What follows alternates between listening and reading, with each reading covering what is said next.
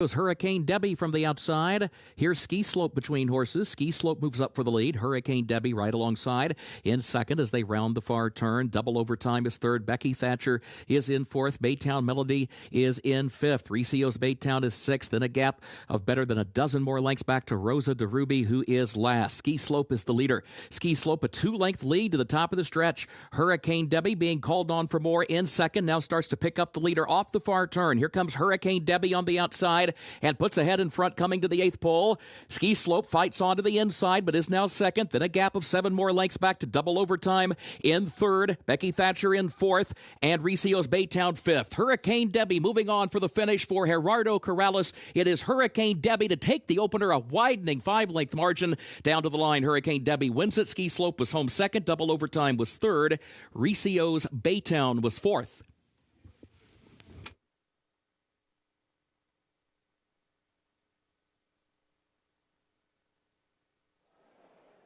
It's simply a matter of time before trainer Wesley Ward picks up a 2-year-old winner this meet, and it comes with his third attempt. Hurricane Debbie, the daughter of Brody's Cause, with Gerardo Corrales in the saddle. Ski Slope kept her busy early on, but she's able to pull away in the later stages of this 4.5 furlong run and win this one by about 6, maybe more in the end. Easy win for the 2B Hurricane Debbie as she went off at odds of 3-5.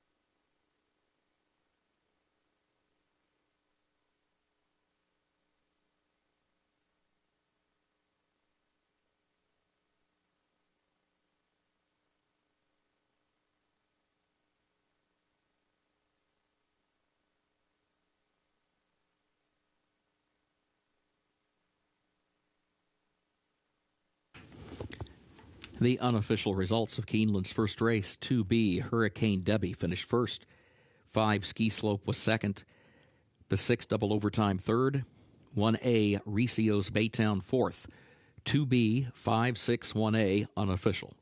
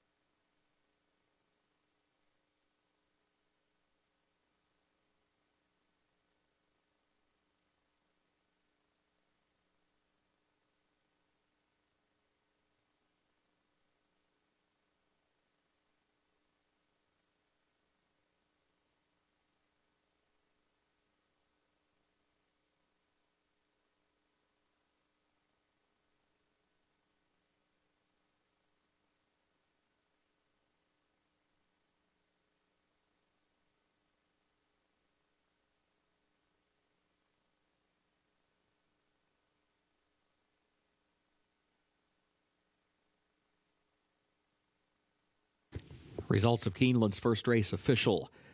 2B 5, 6, 1A, the official results.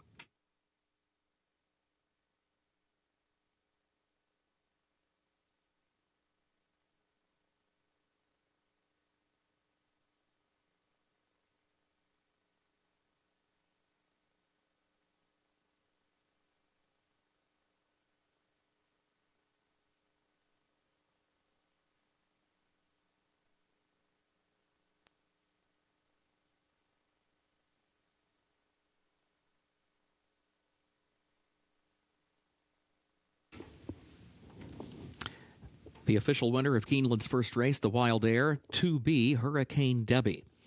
Owned by Gabriel Spider Dignan, owned also by Mrs. Charlie O'Connor. The trainer is Wesley Ward, the jockey, Gerardo Corrales.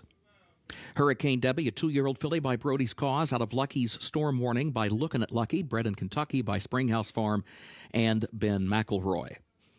Headley course, 4.5 furlongs over the fast main track, 53.06.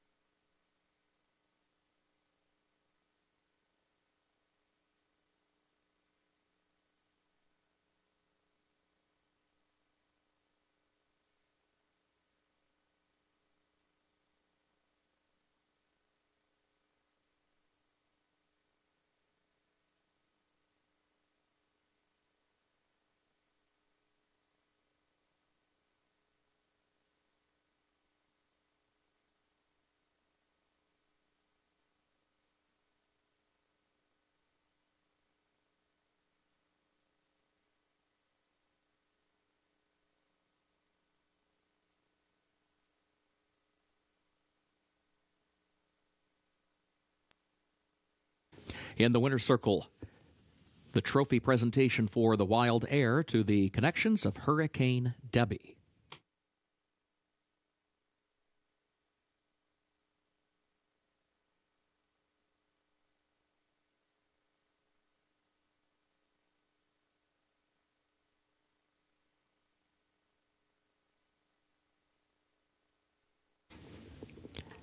Keeneland second race upcoming. This will start the early pick 4. The main track is fast, the turf good today. Again, the rail at 20 feet on the turf course. Second race at 1 mile and a 16th over the fast main track. A reminder, this race finishes in the short stretch at the first wire. Overweights, number 3, Positive Vibes, the jockey, 2 pounds over. And number 9, My Winter Rose, again, the jockey, 2 pounds over. Third race, scratch the 5 Incitatus. That's the third race, scratch the 5 Incitatus. Overweight, the 1 Sir Nuisance, the jockey, 4 pounds over. That's number 1 Sir Nuisance, the jockey, 4 pounds over. Fourth race, scratch number 1, 1 for Richie, and scratch the 2 Franco's team. That's in the fourth race, scratch number 1, 1 for Richie, and scratch the 2 Franco's team. As a result of those scratches, no superfecta on that fourth race. Overweight, the 7 Crime Spree, 2 pounds over. Number 7 Crime Spree, the jockey, 2 pounds over. No changes in race 5 at this time.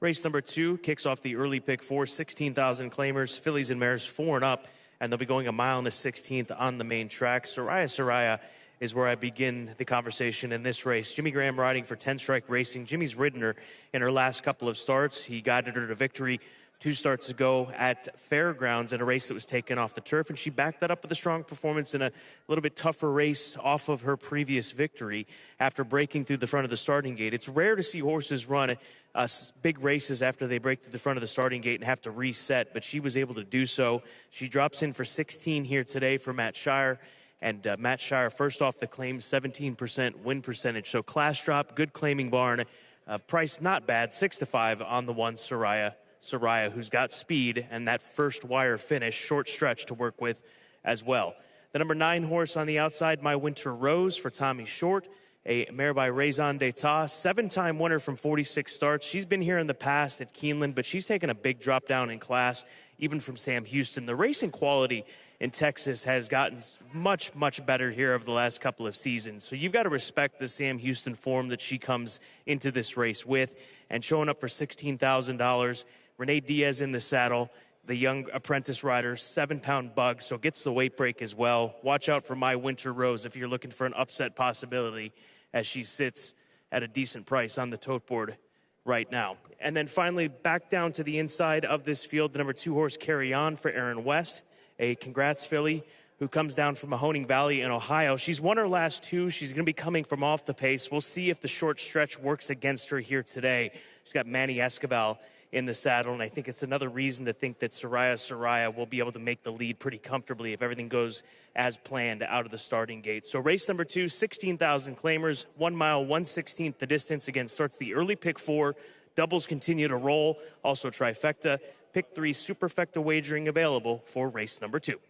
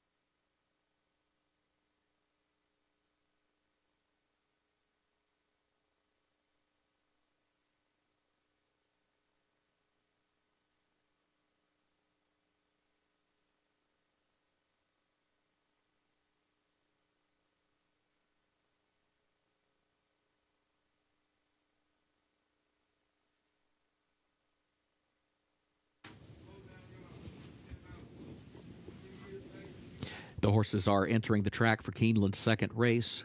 Fillies and mares age 4 and up, $16,000 the claiming price, a mile and a 16th over the fast main track.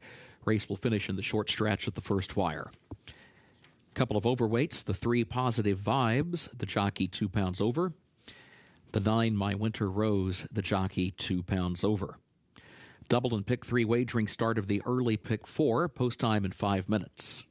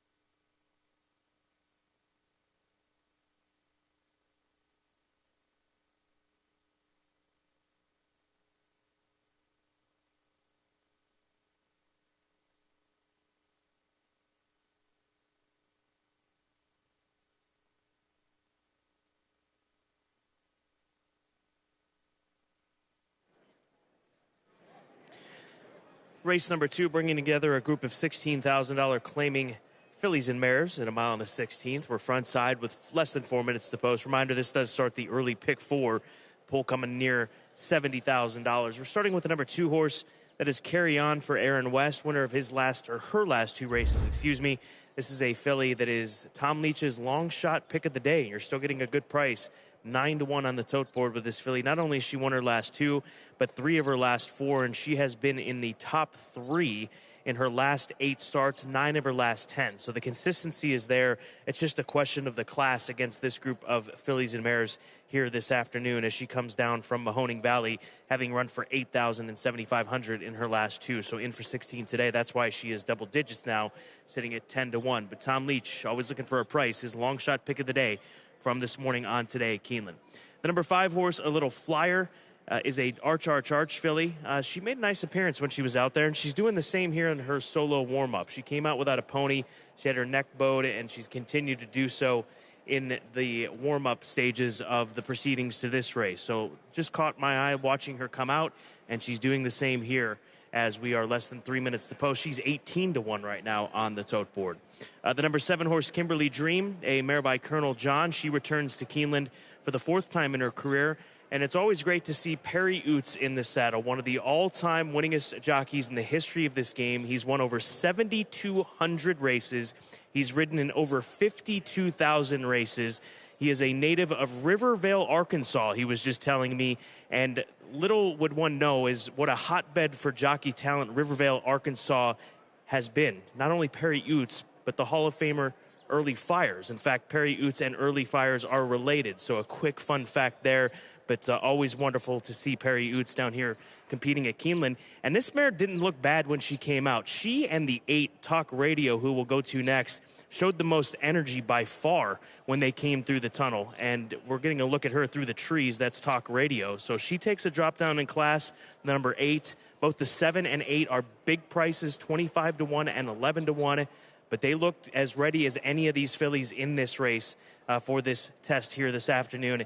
in the sunshine of Lexington, Kentucky. But 4 to 5 on the rail filly.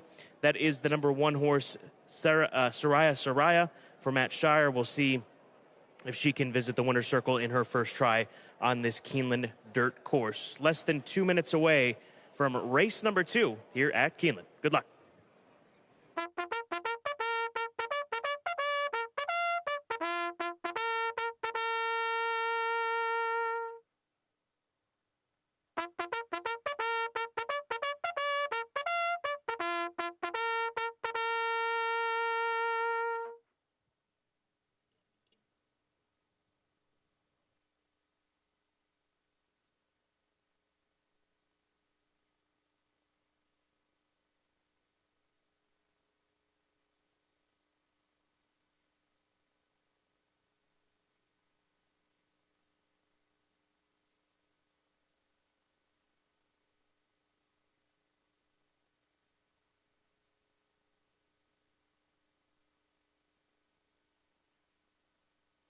The horses have reached the starting gate for Keeneland's second race, start of the early pick 4.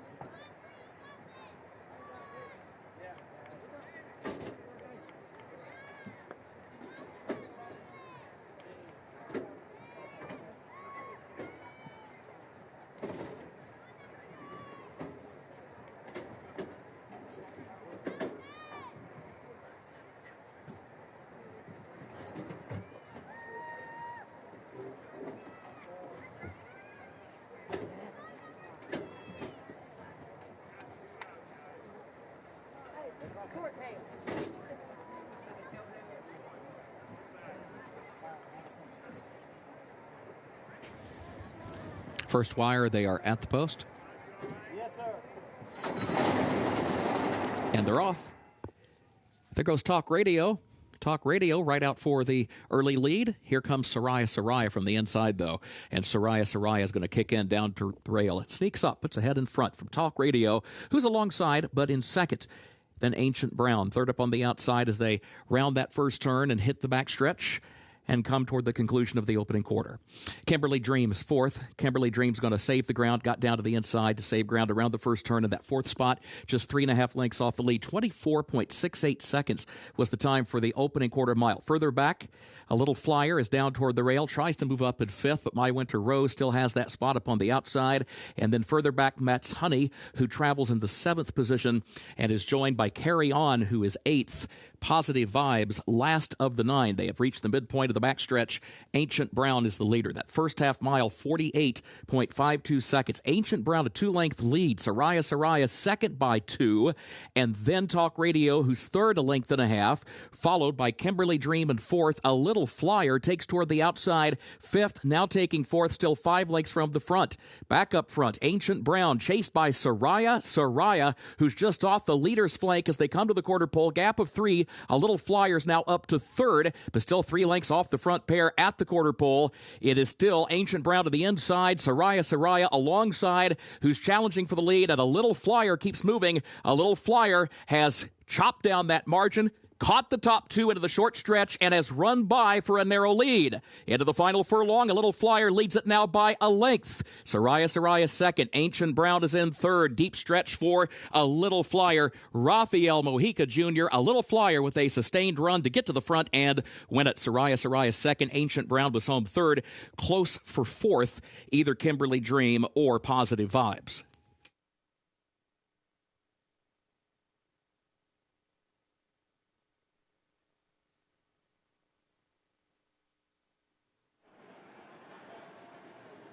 Six months removed from the fall meet here at Keeneland, getting a victory, she comes right back and wins again. She did so back in October over a sloppy track, and she handles the fast going here this afternoon with ease. A Little Flyer, the number 5 horse, 13-1. Nice price here in race number 2 at Keeneland Racecourse. No excuses for the favorite. She tracked the early pace, but just was passed by a better filly today. A Little Flyer for Michael Porter and Old Oak Farm and Stable, the daughter of Arch, now a two-time winner over the Keeneland main track.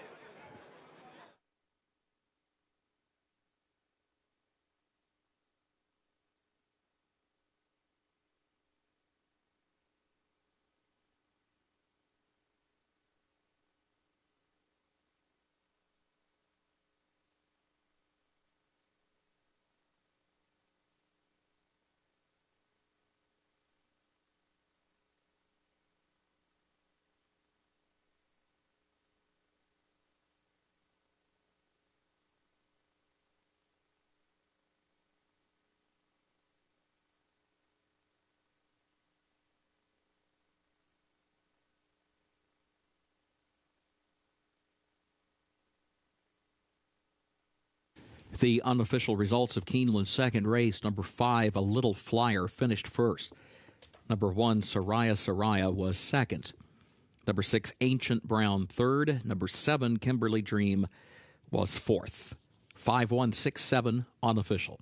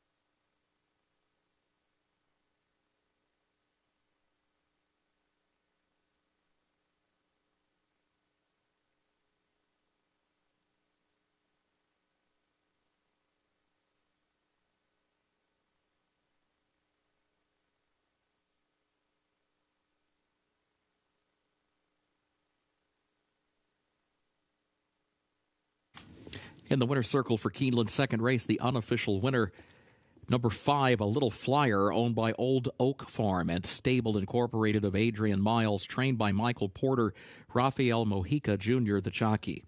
A Little Flyer, 4-year-old filly by Arch. Out of Fun at Heart by Distorted Humor, bred in Kentucky by Tommy Humphreys. Results are now official. 5-1-6-7, the official results. Time for the mile and a 16th over the fast main track, 1 minute 47.42 seconds.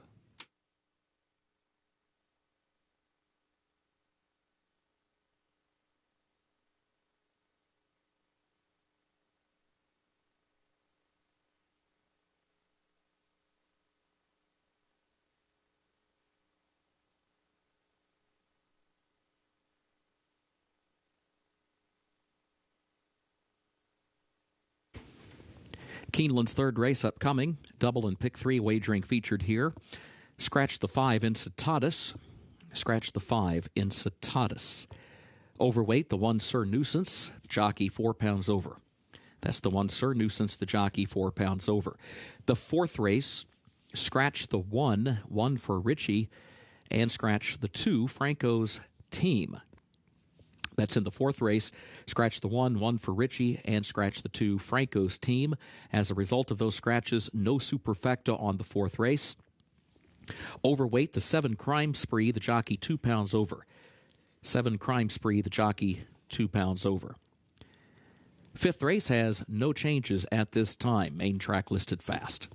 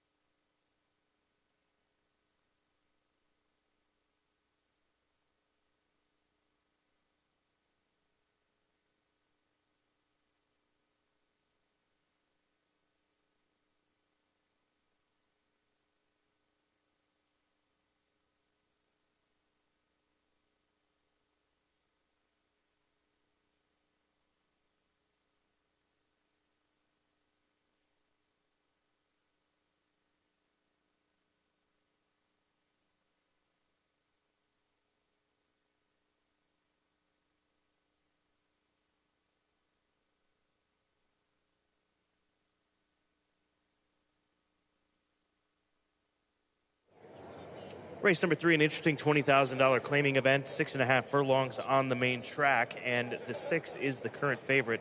That is Alfie Solomons, but the number 4 horse, Windy City Red, is getting his fair share of attention. This is a gelding that's a 2-time winner. He comes into this race off of a victory down at Gulfstream Park in South Florida, and at one point in time, he was a stakes-type runner and obviously ran in stakes. He was third in the Speakeasy at Santa Anita behind Amanzi Yampilo, and he even tried to tackle Golden Pal in the Breeders' Cup Juvenile Turf Sprint right here at Keeneland in that Breeders' Cup back in 2020. But they have found the levels that are working for him right now, Gabby, and the sprinting more than anything, levels and the sprint distances, I think have unlocked what we've seen from him as of late. That's why I'm willing to take him at odds of 5-2. I'm picking him as well. It's interesting, though, that he spent so much time sprinting on the turf, even the synthetic, because he doesn't really have a pedigree that screams turf. So I do think that it was a blessing in disguise that this horse finally got to the dirt last time out. It was his career best. I know it was at a cheaper level, but I do think that he just wants to be on the main track, and that's where he finds himself once again today. He should be forwardly placed at this distance with Tyler for Mike Stidham, and that is the direction I go. The 6 horse, both of our second choices, Alfie Solomons, who's currently sitting at 2-1. We've been down this path before. We were down this path with this gelding a year ago. He was a heavy favorite that day. He was taking a massive drop down in class. He set the pace and then was caught right at the end with Johnny Velasquez. Fast forward a year later, Johnny Velasquez is back in the saddle. I think you've got to expect that he's going to put together the same kind of speedy race. But how trustworthy is he? He's our second choice. I understand that. But why is it going to be a different scenario this year than what we saw from him last year? The only scenario here is if he just can control on the front end. The last time that we saw him, he drew the rail. He was sharp on the lead.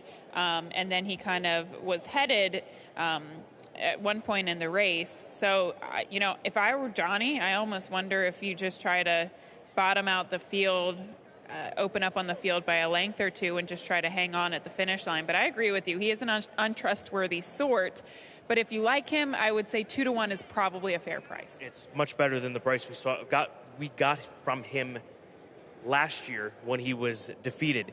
Now, the 2 in many ways is going to have an impact on this race, and Alfie Solomons as much as any horse in here, not because he's now close to being co-favorite at 2-1, but because he might be fast enough to go with him. I mean, to try to bottom out this field, doesn't Saez and Feast have a say in what goes on in the early stages of this race? Probably, especially with an inside draw. You kind of have to hit the ground running, and you look at the fractions that he posted last time out at Gulfstream, 21-4, 44-4. They went very quickly, and he was in that unfortunate position of just chasing that fast pace. So, yeah, there is a scenario that he could be on the lead, and Alfie Solomons, has to go head and head with this horse on the front end. Finally, Yes Sir Robert on the outside, horse that cuts back in distance, back on dirt. He's going to be making up some ground or attempting to make up some ground. He needs the 2 and the 6 to hook up early on. He does. He's going to be closing from off of the pace, but I will say that I love him coming back to the main track and sprinting because 2 turns on the turf just hasn't seemed like his speed lately. Race number 3, double exacta trifecta. Pick 3s continue to roll, and the dime superfecta, Alfie Solomons, is the favorite and should become post time, which is less than 14 minutes from right now.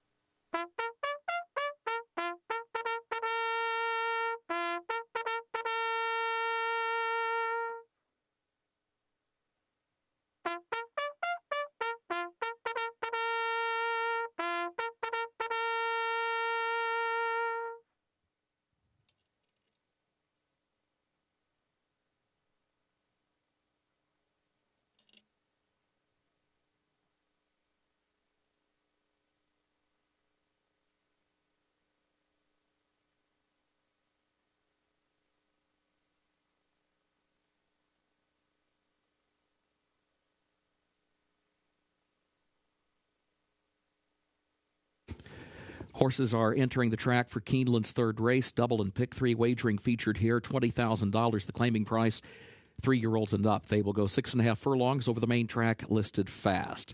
Scratch the 5 Incitatus. Again, scratch the 5 Incitatus. Overweight, number 1 Sir Nuisance. The jockey 4 pounds over. Post time at 7 minutes.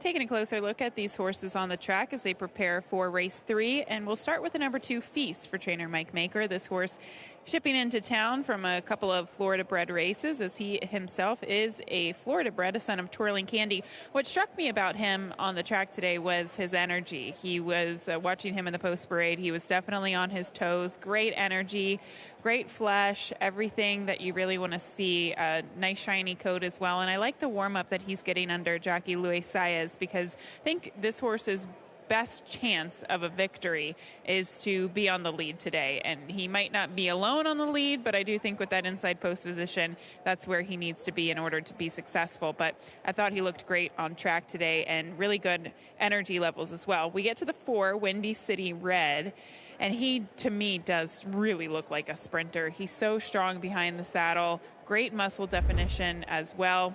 And this is going to be my best angle of the day. 2-1, I think, is a good price on him, as especially an alternative to the favorite at 8-5. And then finally, a long shot that you might want to consider, I thought looked nice on the track today, is the 7 ZU at the races. This horse does need to step it up a little bit, but if you look at him physically, he definitely looks more like a sprinter than a distance horse, and he is coming out of a distance of ground last time out. Scott, I know you had a chance to speak to the connections, Jordan Blair with Yes Sir Robert. What did he have to say? He thinks that the race sets up for this gelding. He says he likes the outside draw, that horses have been coming from off the pace from the outside, so he feels that he's going to get the setup out in front of him, and it's 7-1. Yes Sir Robert, worth the look on the cut back in distance. A good price here in race number 2. We're talking about the 8 Yes Sir Robert, as we're looking at ZU at the races. So we'll see if Jordan Blair gets that set up with his runner as he's hoping for and expects to here in the 3rd race. Good luck. Less than 3 minutes to post.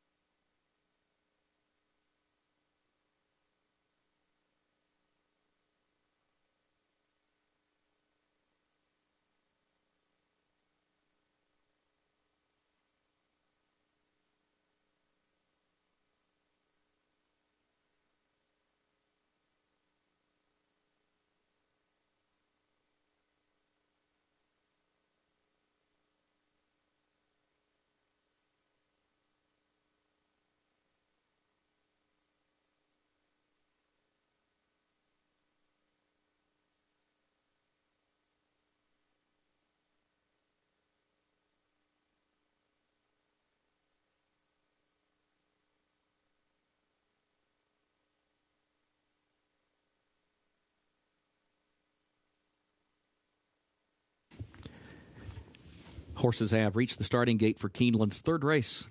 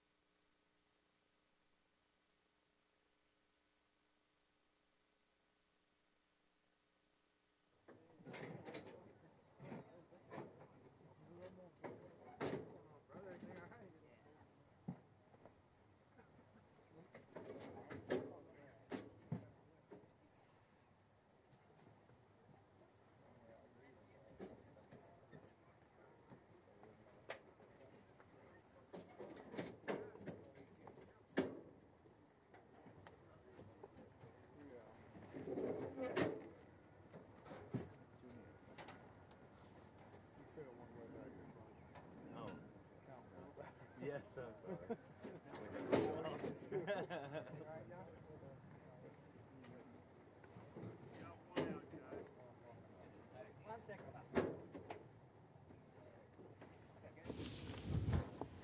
They are at the post. And they're off. There goes Alfie Solomon's Alfie Solomons and Feast both have early speed, but Alfie Solomons has the early lead. Only by a neck, though. Here's Feast moving up the inside, and Feast now moves up against the rail. Takes the lead by a neck. Alfie Solomons is second up on the outside. Windy City Red is third. Yes, Sir Robert is fourth. ZU at the Races is in fifth. In between horses, slides down toward the inside from there. And then Sir Nuisance, who is next to last. Template is the trailer after an opening quarter at 22.56 seconds. Over to the far turn, Feast to the inside, Alfie Solomons on the outside. These two battling for the lead, separated by just a head. Then a gap of 3 more lengths back to Windy City Red, who's third by a length. Yes, Sir Robert fourth down toward the inside, but the lead battle continues. Feast to the inside for Luis Saez. Alfie Solomons there on the outside, and Windy City Red seeking to join that pair. And then, yes, Sir Robert, who is fourth up on the far outside. Here comes Windy City Red now to take the lead from Alfie Solomons and Feast, who are still there, still fighting. And yes, Sir Robert joins this trio. 4 of them stack up at the final furlong for the lead and for the win. Feast, yes, Sir Robert, and then Windy City Red. Alfie Solomons has dropped back. Yes, Sir Robert coming after Windy City Red. Windy City Red in front. Windy City Red wins it a neck from Yes, Sir Robert in second. Feast was across the line in third. ZU at the Races rallied up late for fourth.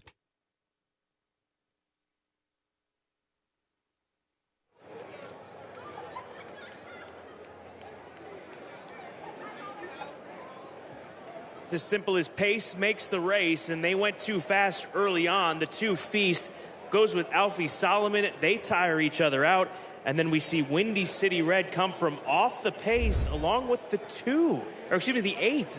My apologies, the 8 down in the center of the course, but the 4 finding a little bit more.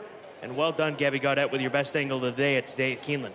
Thank you very much, Scott. 5-2 getting the victory here. I thought this horse was beat mid-stretch, but he found a little bit more in him to get himself to the finish line and hold off the late challenge from the 8. Yes, Sir Robert. It's close in the end, but Windy City Red, your unofficial winner of the third.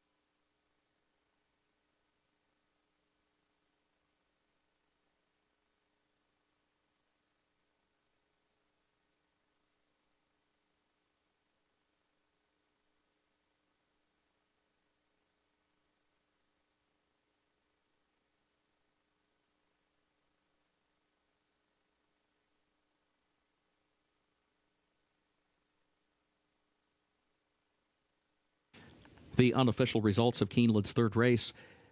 Number 4, Windy City Red was first. Number 8, Yes, Sir Robert was second. Number 2, Feast was third.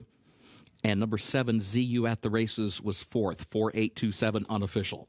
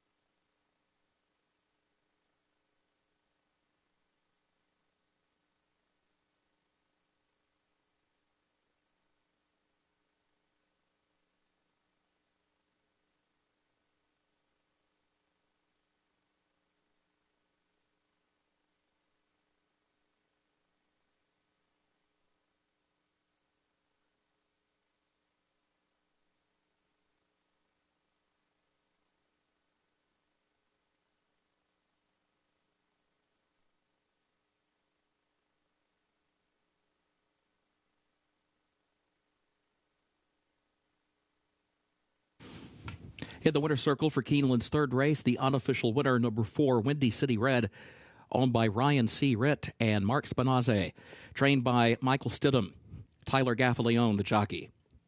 Windy City Red, a 4-year-old gelded son of Cheetu out of Gator Hall by Graham Hall, bred in Florida by Dr. and Mrs. James Gamble. 1 minute 17.89 seconds for the 6.5 furlongs over the fast main track.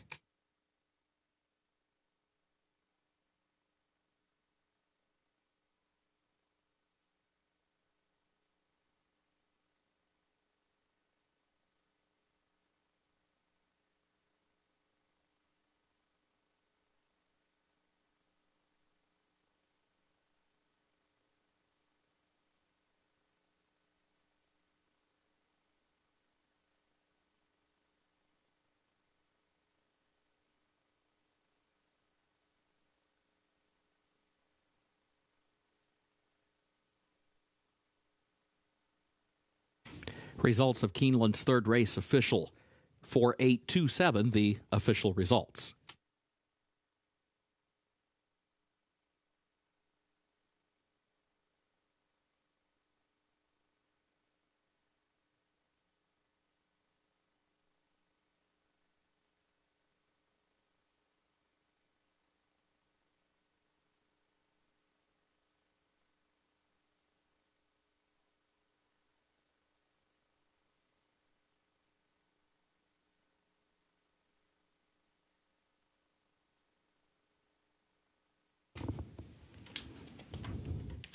Keeneland's fourth race upcoming.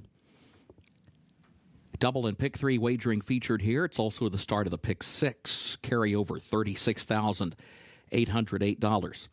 Main track is fast. Turf listed good. The rail at 20 feet on the turf course today. In the fourth race, scratch the 1 for Richie, and scratch the 2, Franco's Team. Scratch the 1 for Richie, and scratch the 2, Franco's Team. As a result of those scratches, no superfecta on the fourth race. A reminder about the overweight 7 Crime Spree, 2 pounds over. Number 7 Crime Spree, the jockey, 2 pounds over. No changes in race 5. Sixth race. Scratch the 7, Take the Back Roads. Also scratch the 14, My Favorite Daughter, the 15, Eminent Victor, and the 16, Get Serious. That's in the sixth race. Scratch the 7, Take the Back Roads. Also scratch 14, My Favorite Daughter, 15, Eminent Victor, and 16, Get Serious. Please note, number 13, Maxine Machine, draws into the race, contrary to the program, the jockey Flavian Pratt. That's number 13, Maxine Machine, draws into the race, contrary to the program, the jockey Flavian Pratt. The weight is okay. Overweight, the 4 Stepper, the jockey, 1 pound over. Number 4 Stepper, the jockey, 1 pound over. No changes in the 7th race. 8th race, scratch number 8, Misty Vale. That's in the featured 8th race, scratch number 8, Misty Vale. 9th and final race, scratch number 9, Versatile. That's the 9th and final race, scratch number 9, Versatile. Main track fast, turf good.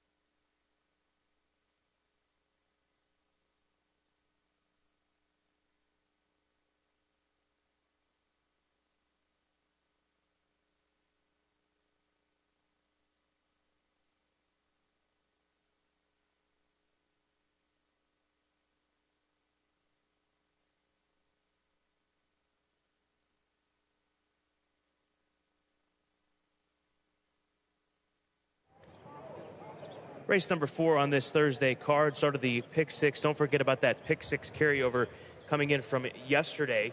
A significant number from the carryover in those final 6 races of the day. Over $36,000 carried after yesterday's card, so keep that in mind if you're playing the pick 6, and I'm sure many of you will.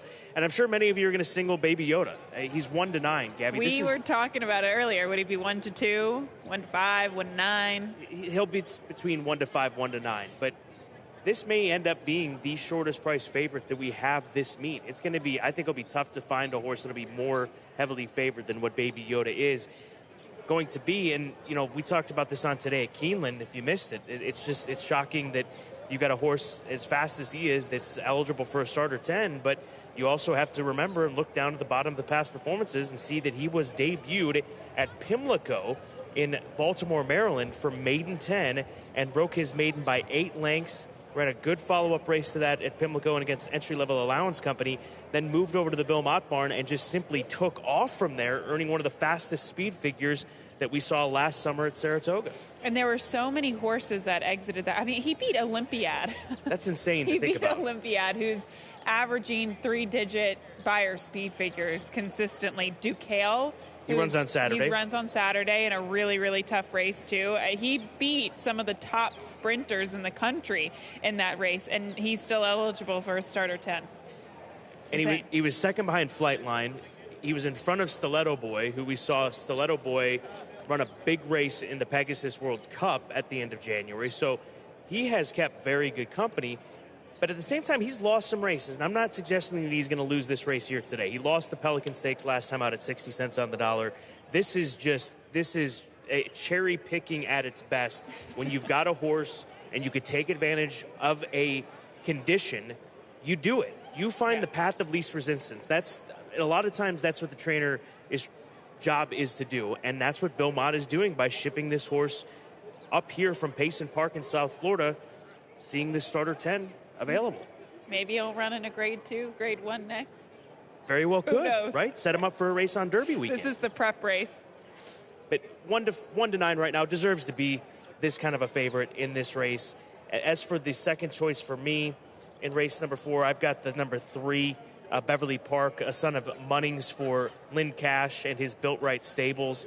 He's a 14-time winner. He's 3 for 4 at Keeneland. This is one of the good stories from this past fall here at Keeneland Racecourse was the meet that trainer Lynn Cash had, and Beverly Park had 2 victories over the course of that meet. It's not something that is easy to do when you're running 15, 16-day meets as we do here at Keeneland in the spring and the fall, but Beverly Park was able to do so. But he's lost his last 2. He didn't break well at Charlestown going 5.5, or 4.5, excuse me. You cannot win breaking slow at Charlestown going 4.5 furlongs. So if he's sharp away from there, I think he's by far the likeliest candidate to finish second in this race. He's just in a tough position because now he's drawn the rail with the 2 inside horses scratching, and you know Baby Yoda is going to be pressing him the whole way. Thirsty Betrayal, you've got him underneath Baby Yoda for Matt Shire. Comes off of a 10-length beat at Fairgrounds. Why do you expect the turnaround here today? Well, that was a very tough allowance race that he was in. It's a 2 other than allowance race last time out. Even if you go to his race at the Fairgrounds in January, that was a higher level starter allowance at the $20,000 level. So he's coming back down to reality, to starter 10 company, and I actually think he'll get a good setup. I didn't really want other speed in here. I wanted closers that could potentially get good setup. So Thirsty Betrayal, good setup, and a drop in class. And the number 6 horse, Family Man, will round out the conversation in this spot. That is a runner for Robert Medina. And he's a runner that's won a starter allowance, 2 starts back here at Churchill. He was defeated 6 months ago in a route race. He gets back to sprinting. I mean, he's a contender. Another one that you wouldn't be shocked to see finish in the top 3. Also, I think that he's got a good chance to potentially finish second if Beverly Park for Built Right Stables doesn't break well from the inside. I just like the fact that he's an honest horse. He won first time out sprinting, came back, won again. He's won going a mile and a 16th against Starter Allowance Company. So, he's kind of worked out his own trip. each and every time, and he's been able to win at multiple distances. So you got to like that honesty. I know the layoff might be a little bit of a concern. This is probably just a starting point. Who knows? Robbie might want to stretch him back out in distance eventually, but this just seems like a good spot. And to be honest, Scott, everybody's running for second in this race. Baby Yoda 1-9. He'll teeter between 1-9, maybe drift up to 1-5, but that is about all you're going to get as far as the win wagering in race number 4. But another reminder, we'll remind you once they come front side that this race does start the pick 6 with the carryover of over $36,800. Make sure you get involved. Still some great racing to come. This should be a treat as well as we get a chance to see Baby Yoda compete here in the state of Kentucky at Keeneland Racecourse. Less than 13 minutes to post.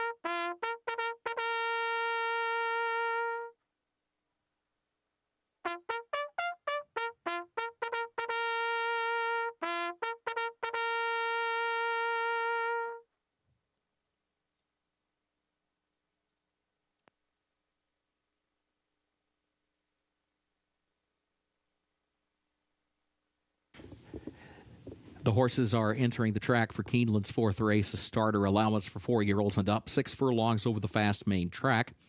Scratch number 1, 1 for Richie, and scratch the 2, Franco's team. Again, scratch the 1, 1 for Richie, and scratch the 2, Franco's team. As a result of those scratches, no superfecta. Overweight, the 7, Crime Spree, the jockey 2 pounds over. Double and pick 3 wagering are featured here, and it's the start of the pick 6 with that $36,000 carryover. Main track is fast. Turf is listed good. Post time at 7 minutes.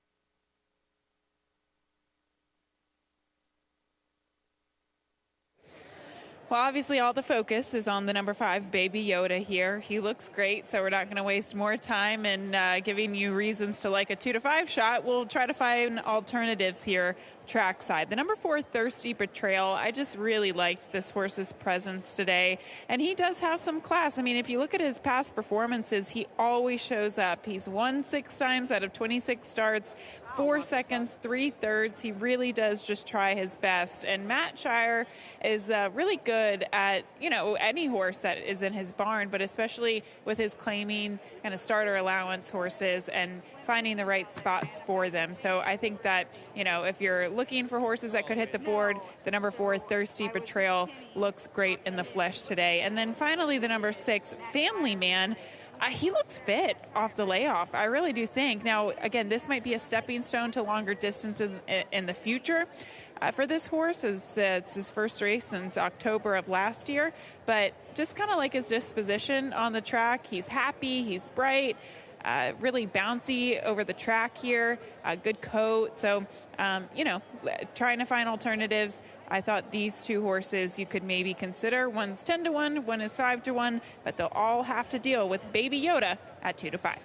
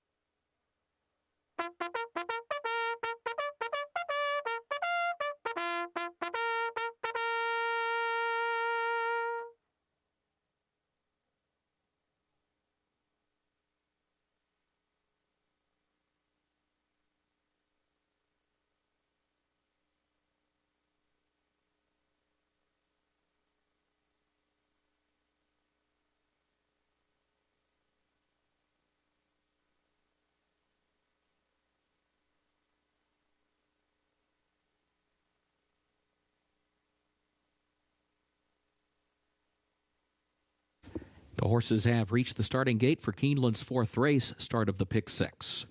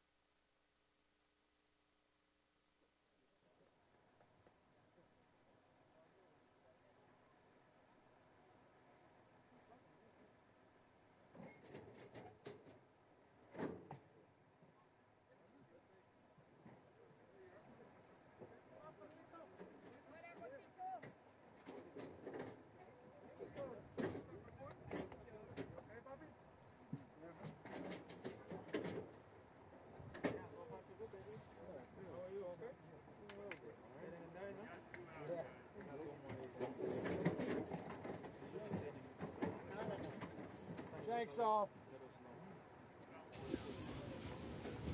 They are at the post. And they're off. There's Baby Yoda out for the early lead. Baby Yoda right to the front. Now here's Beverly Park kicking in down to the inside. Beverly Park moves up to challenge Baby Yoda. Those two go at it for the lead, heading up the backstretch. And then it is Thirsty Betrayal to the inside third. Family Man alongside that one in fourth. Crime Spree fifth at the back. Moves over against the rail to try to find some running room. Moves up to the inside from fifth to fourth to third within a length and a half of the lead. Beverly Park is the leader now. Opening quarter 22.94 seconds. Baby Yoda to the outside just off the leader's flank in second. Crime Spree against the rail is a close-up third. Going to need more running room from there and tries to find it. Squeezes through down toward the inside. Does Crime Spree. Puts ahead in front. Baby Yoda now responds from the far outside as they move to the top of the stretch, and Beverly Park is in between that pair. Baby Yoda from the outside, Beverly Park just to the inside of that one. They go 1-2. Crime Spree drops back in third to the inside, and Baby Yoda moves on by now into the final furlong, and Baby Yoda starts to open up. Now it's out to 5 lengths at the 16th pole. A late run from Thirsty Betrayal to the inside, trying to challenge Beverly Park for second, but no catching Baby Yoda, who wins it for Joel Rosario.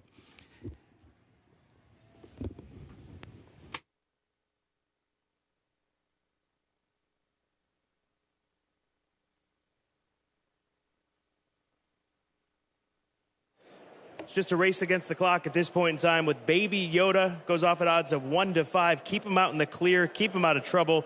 That's what Joao Rosario does. Just too much class for this group as he'll draw off and win this one easily for trainer Bill Mott. Back to Stakes Company, one would think, following this performance. Geared down in the end, Baby Yoda, as expected, as he wanted, by better than 3 lengths.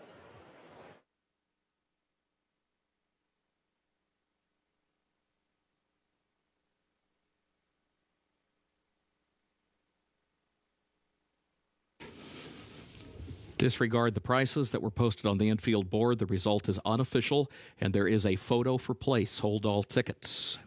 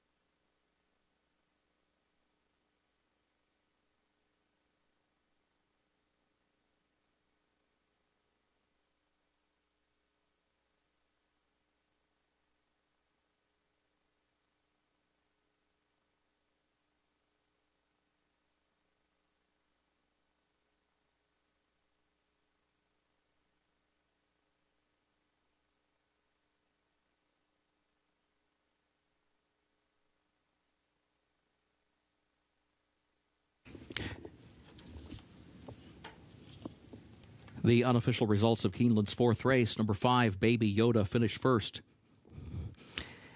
and now moves into the winner's circle. Number 5, Baby Yoda, unofficial winner of the fourth, owned by Watchtail Stable of Adam Watchtail, Pantofel Stable LLC of Lynn Schleifer, owned also by Gerald Zarro. It is Bill Mott who trains and Joel Rosario who rides Baby Yoda. 4-year-old gelded son of Perspective out of More Than Speed by More Than Ready. Bred in Florida by Kathleen Amaya, Alexandro Centofanti, and Rafael Centofanti. 6 furlongs, 1 minute 10.34 seconds over a main track listed fast.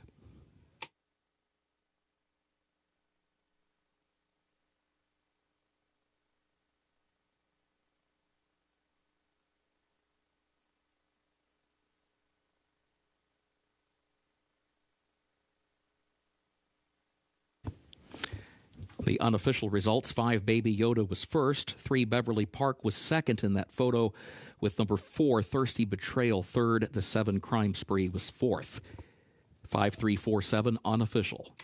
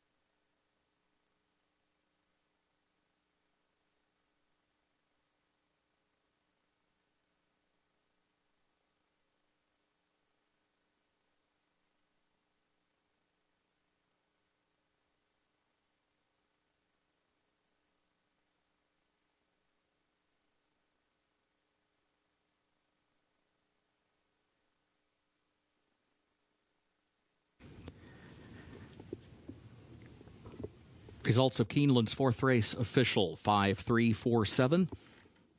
The official results.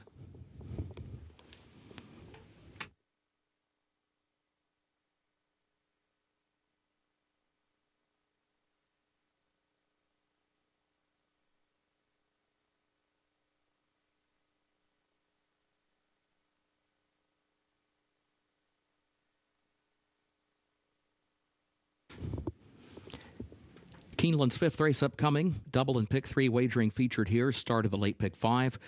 Main track is fast. Turf is good. The rail set at 20 feet on the turf course today. No changes in this fifth event. Sixth race, scratch the 7, take the back roads. Scratch the 14, My Favorite Daughter. Also scratch the 15, Imminent Victor, and scratch the 16, Get Serious. That's in the sixth race. Scratch the 7, Take the Back Roads. Also scratch 14, My Favorite Daughter, 15, Imminent Victor, 16, Get Serious. A reminder, number 13, Maxine Machine, draws into the race. Contrary to the program, though, the jockey is Flavian Pratt. That's the 13, Maxine Machine, draws into the race. Contrary to the program, the jockey Flavian Pratt. Weight is okay. Overweight, the 4 Stepper, the jockey 1 pound over. 4 Stepper plus 1. No changes in the 7th. Featured 8th race, scratch number 8, Misty Vale. Featured 8th race, scratch number 8, Misty Vale. 9th and final race, scratch number 9, Versatile. That's the 9th and final race, scratch number 9, Versatile.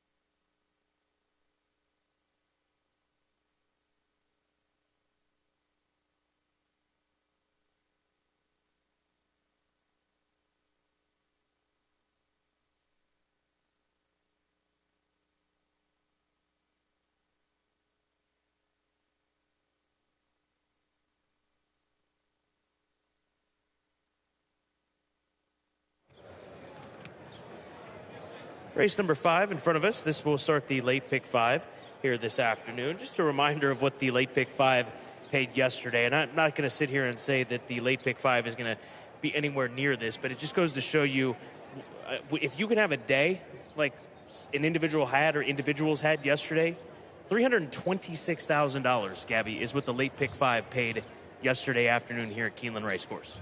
Yes, the late pick 5 paid really nicely, and that's an understatement, but the late pick 4 also paid really nicely. So, you have opportunities to make a lot of money. That late pick 4 returning $30,000 yesterday. Nabokov is where I'll begin and will be my top selection. This is a runner for Peter Brandt. He purchased this colt as a yearling in 2020 here at the Keeneland September sale for $775,000. He's been training primarily down at Payson Park, had a local workout in 48-3 right here at Keeneland on the 8th of April. And he's a son of Uncle Mo from a Bernardini First Dam. That's a premier pedigree, and it's a proven pedigree too. This is a full brother to the graded stakes winner Mopatism. So we'll see if Nabokov can follow in those footsteps and get it going here today as he sits at 2-1. And not only Mopatism was a graded stakes winner, but also multiple grade 1 placed on the dirt. So you do get a very, very nice pedigree there. Inside post is the only thing that he'll have to overcome. We've seen some horses be able to overcome it at 6.5 furlongs, others not so much. But at the end of the day, talent wins races. Ratification's your top play, 5-1 on this Constitution colt for Tom Drury Jr. Dirt, then turf, now back to dirt this afternoon. Yes, I like the move coming back to the main track today. When he ran first time out, he did look a little bit green coming out of the gate. He kind of had a couple of stutter steps coming out of the gate. And then once he finally got his feet underneath of him, he didn't run a bad race. I do think it was kind of better than what it looks on paper. And for what it's worth, the second place finisher, he came back to win a maiden special weight race with an improved figure at the fairgrounds. So I actually thought it was a pretty decent race altogether. And I like the foundation that he has coming into today. Run Pat is the 8 horse, the 4-year-old son of Run Happy. We both have him as our second choice. He needs to just focus in on racing, because it's clear that he has ability, but you look at his races, you read the comment lines, Green lost action, hit phone the stretch, Greenlee. So if he can get his mind on racing, that's going to be the difference maker for this colt. He comes from a nice family as well. The First Dam, Miss Mary Pat, a stakes winner, and she's produced 8 winners from 9 runners. So here's another Keeneland September sales graduate, but he needs to focus Run Pat here today. He does, and the horse that I just mentioned, Zap Motion, he was in the running lines of my top selection. He's the horse that beat him last time out at the fairgrounds. But I agree with you, Scott. I don't know what Flo is going to do with him today, because sometimes you get these horses when they're on the lead, they lose focus. You kind of want to get them covered up in and around horses to get them to be a little bit more professional, keep their mind on the game. There's a lot of inexperience in this race. That's why I throw the 3 in the top 3 selections for race number 5. That's Lofty Adjudicator, a 5-year-old gelding by Stay Thirsty. He switches back to dirt. The speed figures that I've got in front of me tell me that he has been faster on dirt. His last 3 came up in Florence, Kentucky at Turfway Park on their synthetic main track. So moving over to the dirt, Gerardo Corrales is in the saddle. I always gravitate towards Gerardo when he gets the opportunities here at Keeneland. He always just seems to ride so hard, but I think that his experience could come into play in a lightly raced bunch of horses that'll be going 6.5. And you have to like his running style. He'll be picking up the pieces late in a race where we really don't know what the pace looks like, because there are so many first-time starters. So at least experience is key here, but this does seem to be maybe a pretty good maiden special weight. I wonder about class for him, but he is 14-1, so a nice price. Again, start of the late pick 5. 5 races remain on this Thursday afternoon. 2 horses sitting at 2-1 Nabokov, the first-time starter, the 1, as well as the number 8 horse Run Pat, who is making his 4th career start here today. Good luck.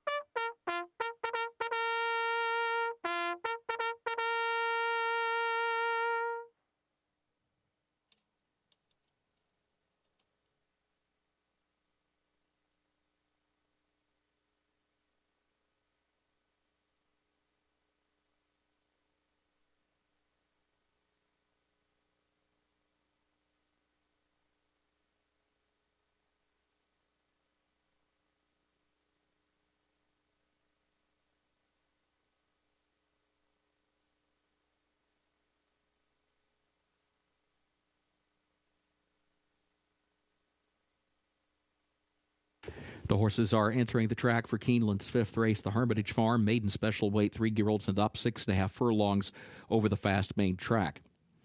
Double and pick 3 wagering start of the late pick 5. No changes in this 5th race. Post time at 8 minutes. Main track is fast, turf good.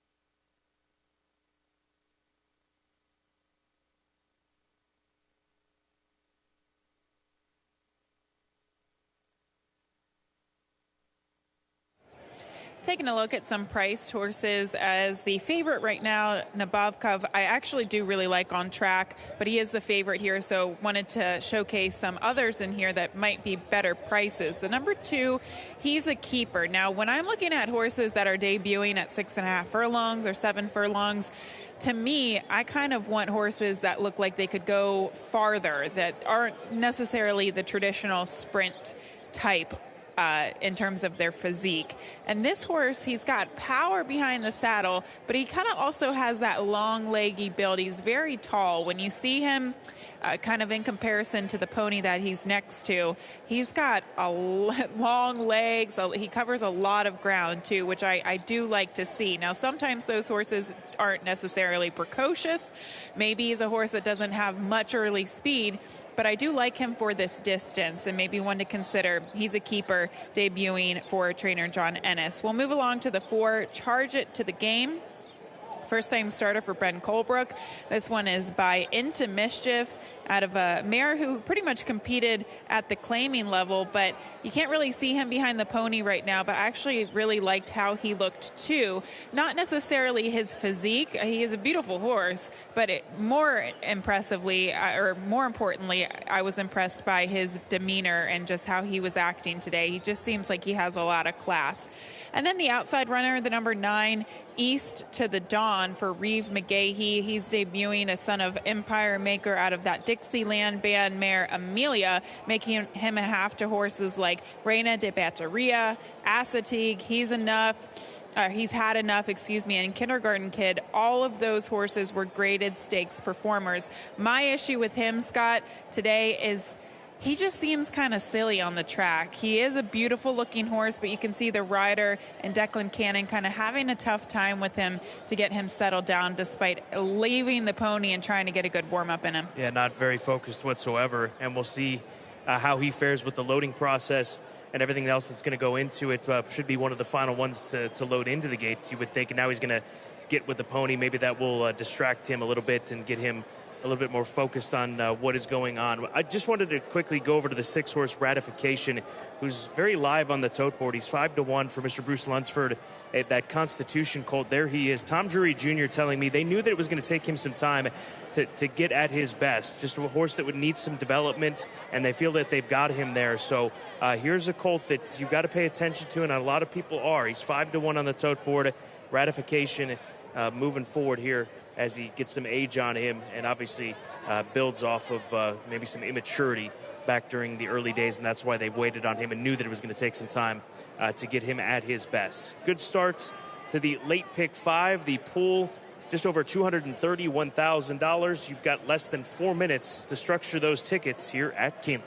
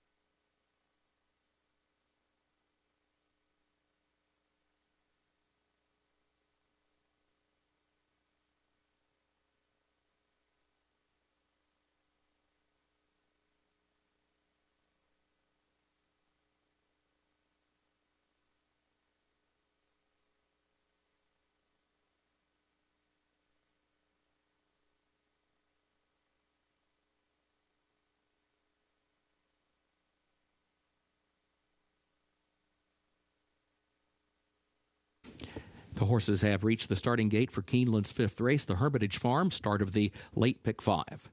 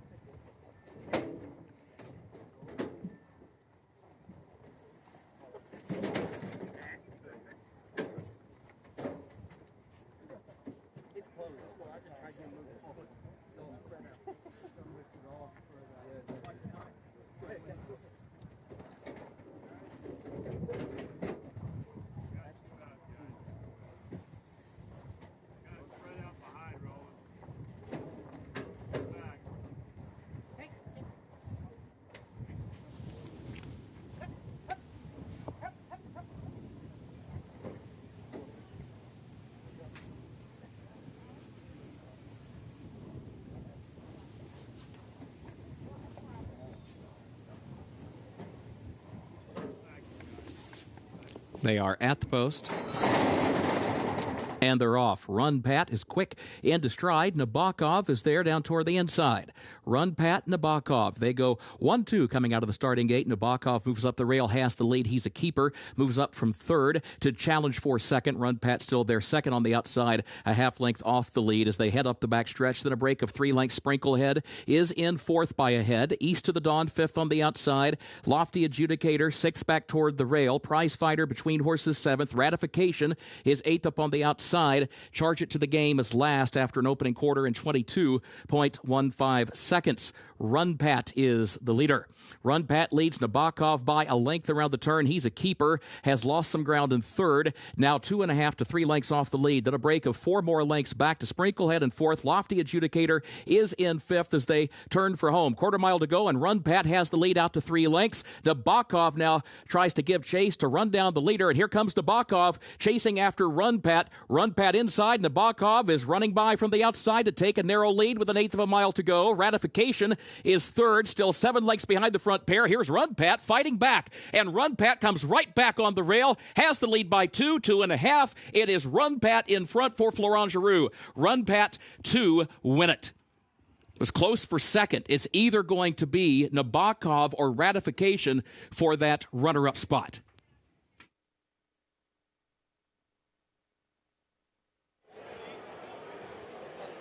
He had his mind on racing and winning today. That is Pat, the son of Run Happy, that champion sprinter. Right here, maybe gets a little green. The one takes advantage of it, but he gets himself back into the race and able to pull this comeback off. I actually think he's got a lot of raw talent, Scott, but he just has his quirks. Right here, he's on the wrong lead. At one point, I think he did actually hit the inside rail, and when you're watching the head-on, he's swerving all over the track. But Florent Giroux did a good job of trying to just keep him going forward. You can see him trying to correct him several times coming down the track. Has a lot of natural talent, though, and gets the victory today at 8-5, with the one coming in second. 8-1. So it's going to be close for second. We'll let the photo determine second place here, but no doubt about the winner, Run Pat, in the fifth.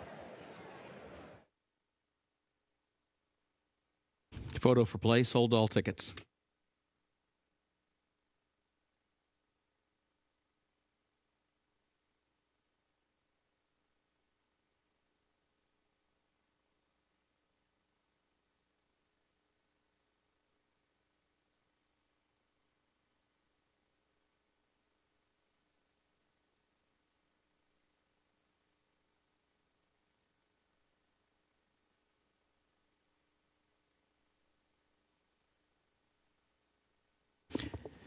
The unofficial results of Keeneland's fifth race. Number 8, Run Pat, finished first. Number 1, Nabokov, was second. Number 6, Ratification, third. Number 3, Lofty Adjudicator, fourth. 8-1-6-3, unofficial.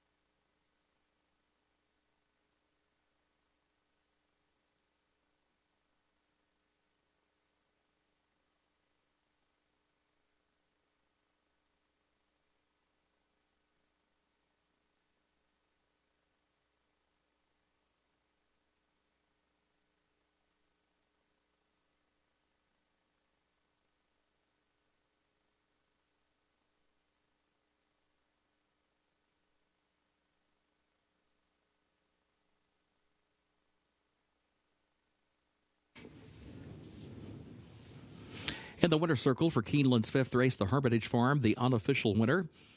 Number 8, Run Pat, owned by Keeber Racing LLC of Rick Keeber, trained by Brad Cox, the jockey Florent Giroux. Run Pat, a 4-year-old son of Run Happy out of Miss Mary Pat by Service Stripe. Bred in Kentucky by Bedouin Bloodstock, LLC, and Timbertown Stables, LLC. Keeneland sales graduate gets the 6.5 furlongs over the fast main track, 1 minute 17.94 seconds.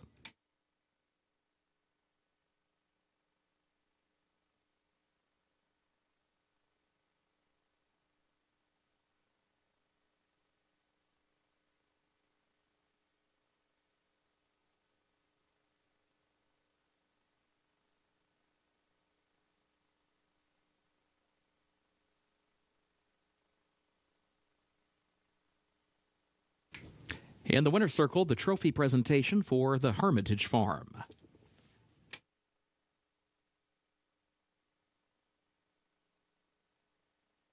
Results of Keeneland's 5th race official.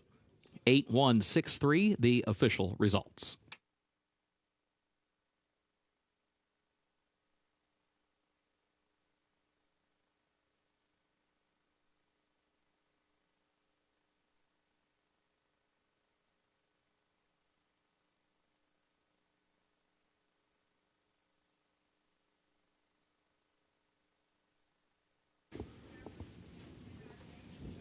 Keeneland's 6th race upcoming, double and pick 3 wagering featured here, and it's also the start of the late pick 4. Turf is listed good, the rail at 20 feet today.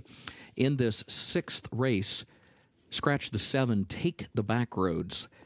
Also scratch the 14, My Favorite Daughter, the 15, Eminent Victor, and the 16, Get Serious. Again, scratch the 7, Take the Back Roads. Also scratch 14, My Favorite Daughter, 15, Eminent Victor, and 16, Get Serious. A reminder that number 13, Maxine Machine, draws into the race, contrary to the program jockey Flavian Pratt. 13, Maxine Machine, draws into the race, contrary to the program, though, the jockey Flavian Pratt. The weight is okay.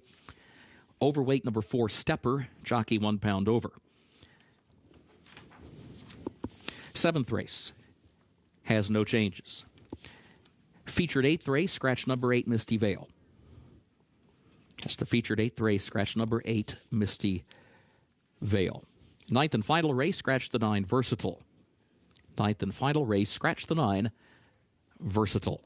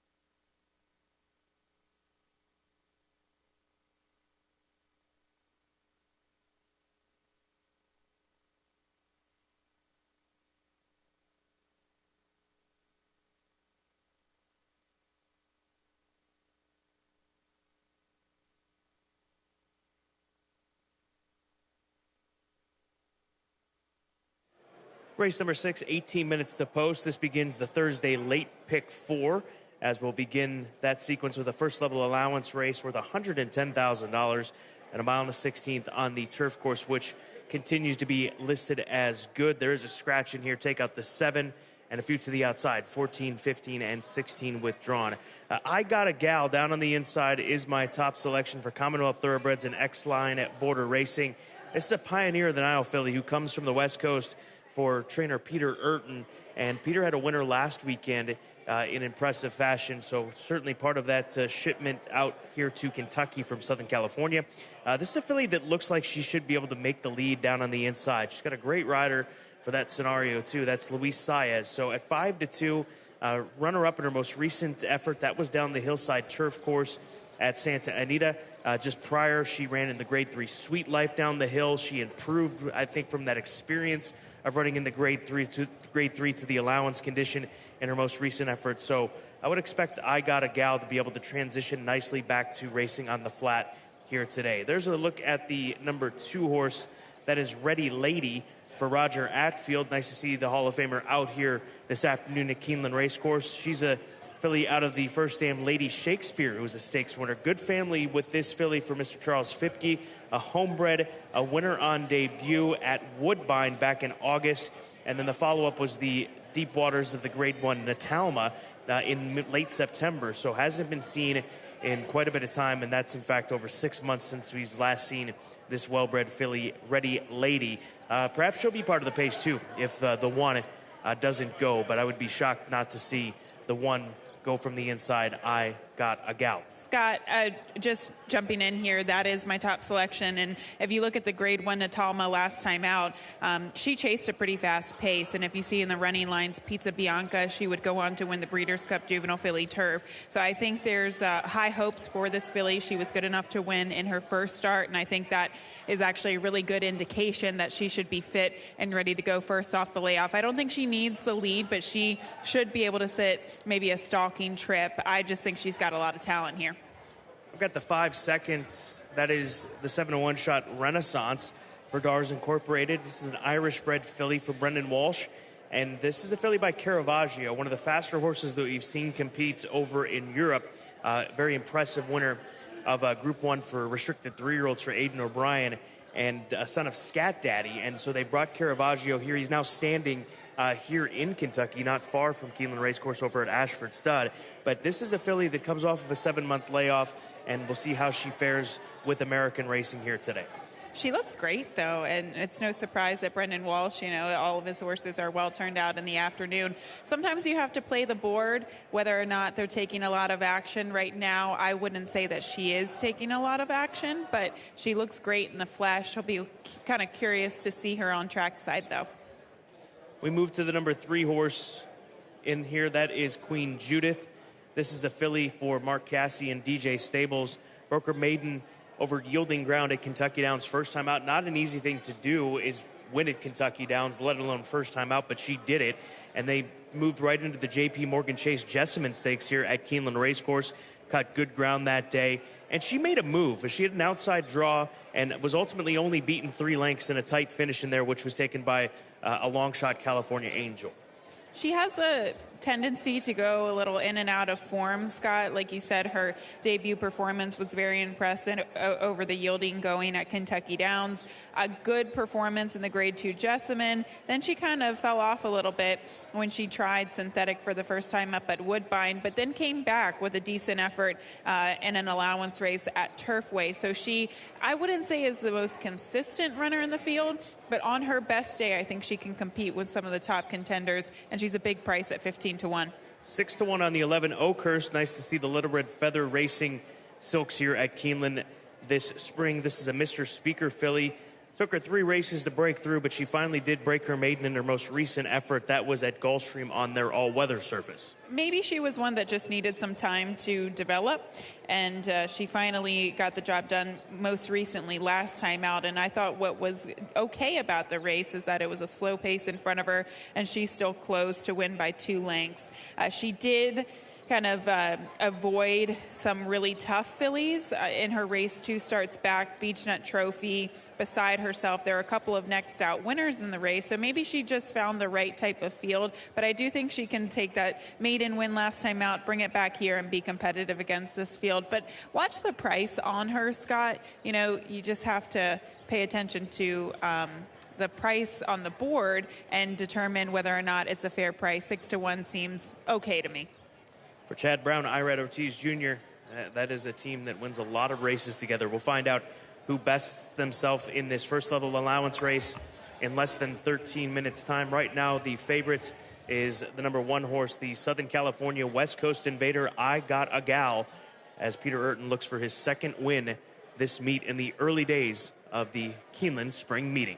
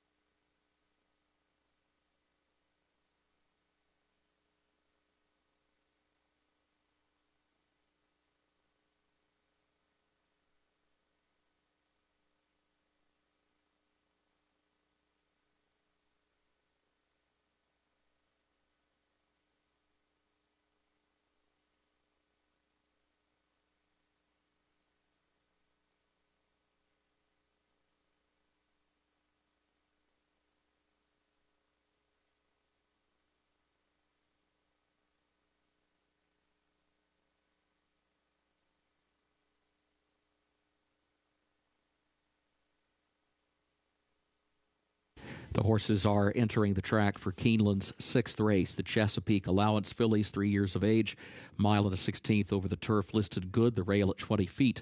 Double and pick 3 wagering start of the late pick 4.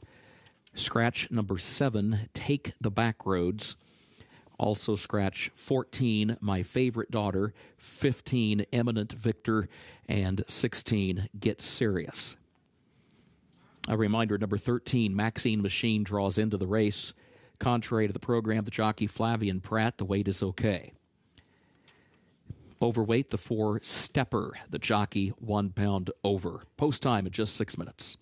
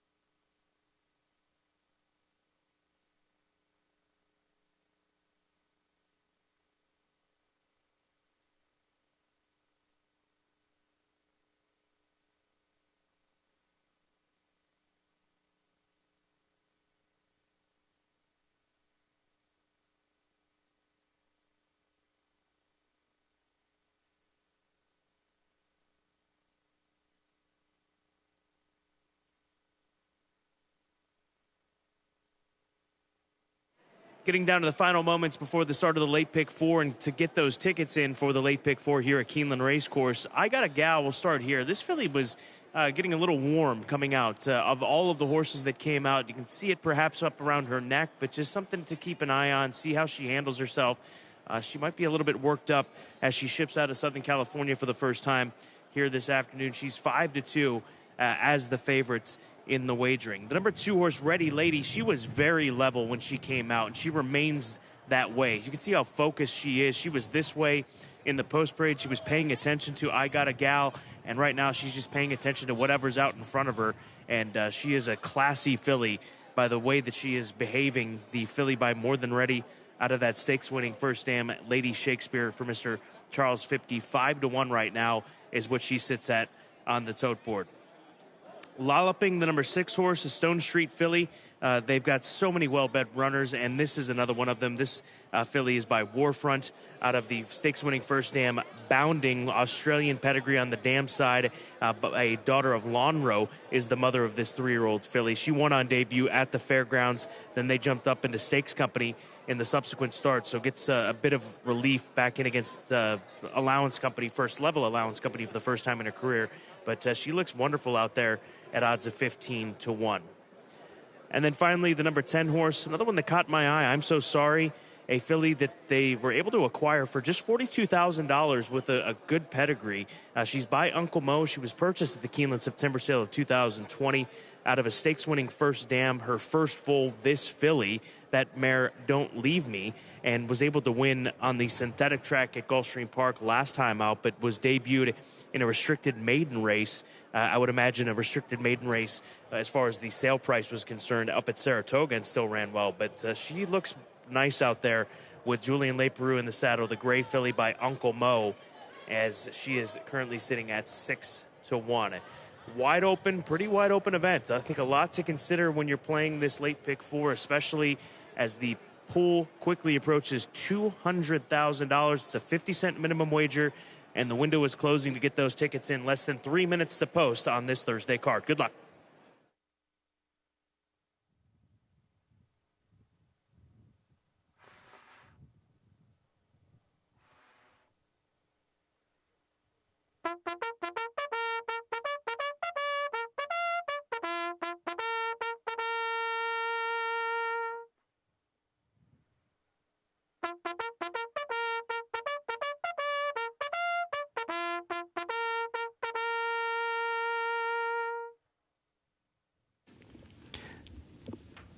Number 10, I'm So Sorry, has unseated the jockey as the field was headed to the gate. An update in just a moment regarding number 10, I'm So Sorry.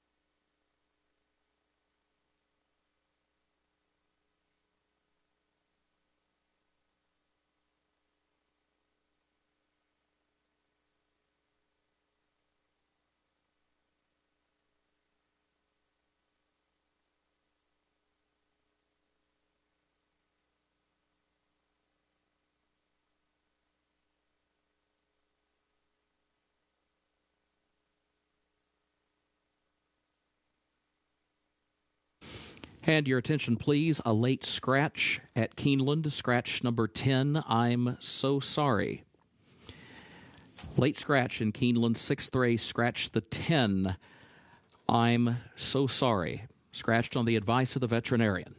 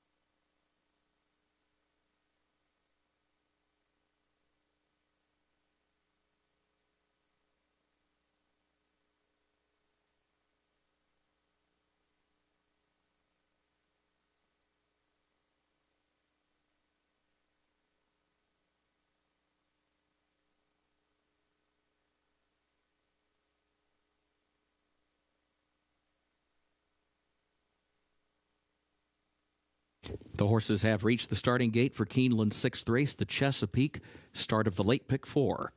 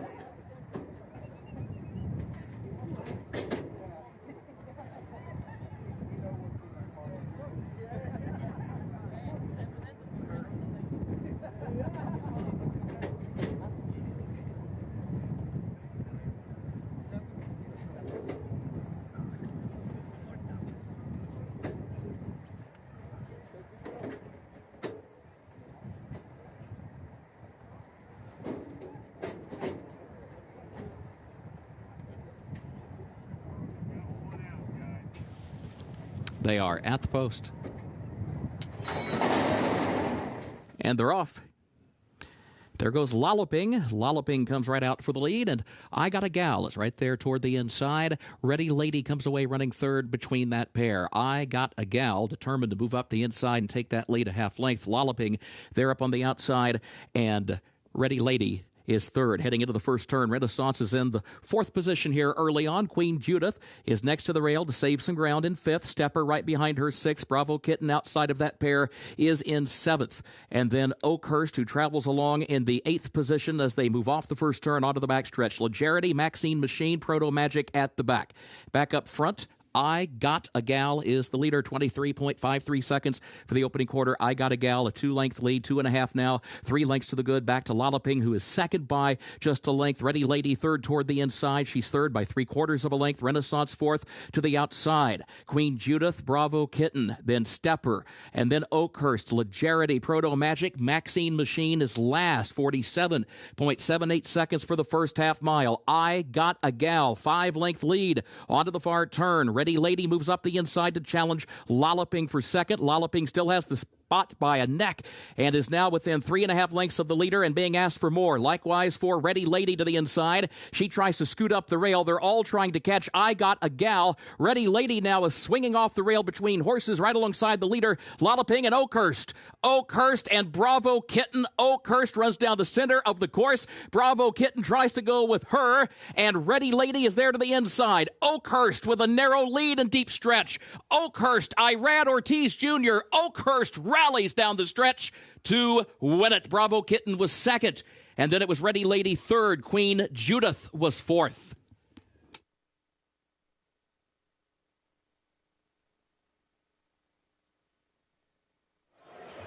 The favorite, I Got a Gal, just could not relax out there on the front end, and she got too aggressive early on in this race, ends up costing her late.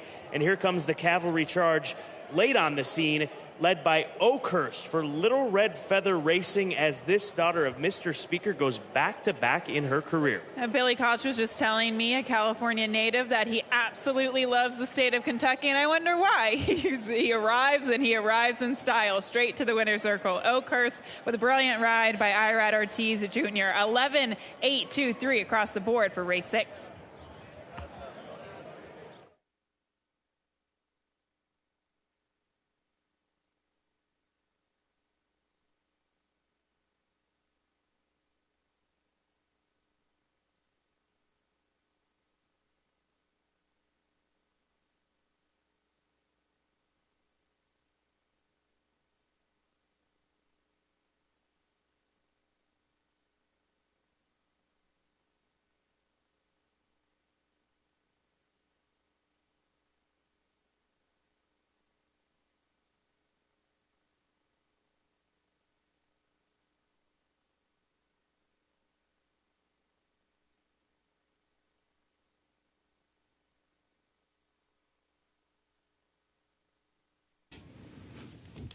The unofficial results of Keeneland's sixth race, number 11, Oakhurst, was first. Number 8, Bravo Kitten, was second. The 2, Ready Lady, third. The 3, Queen Judith, was fourth. 11, 8, 2, 3, unofficial.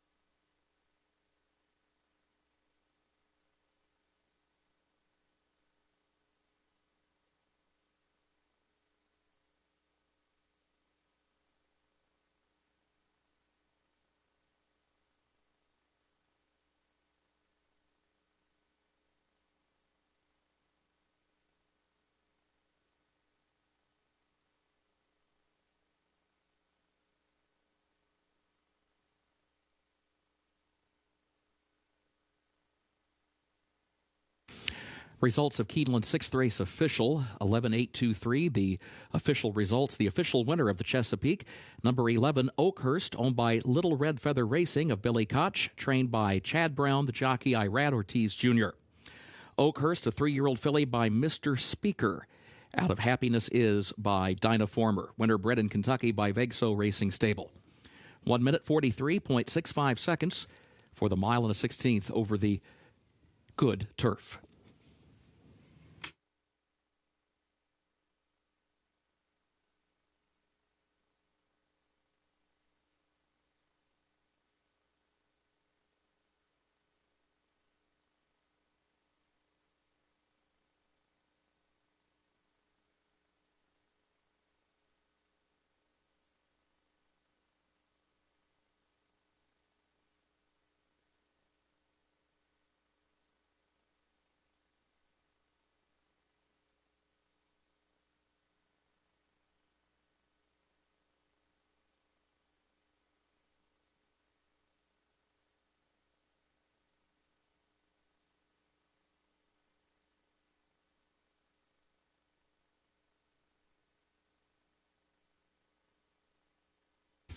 And the winner's circle, the trophy presentation for the Chesapeake to the connections of Oakhurst.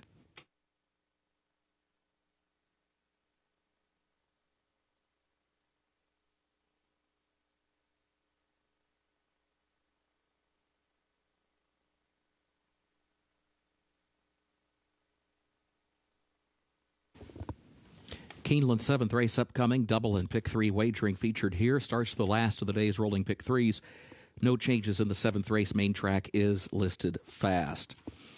Race 8, the feature. Scratch number 8, Misty Vale. It's the 8th race feature, scratch number 8, Misty Vale. 9th and final race, scratch the 9, Versatile. That's the 9th and final race, scratch number 9, Versatile.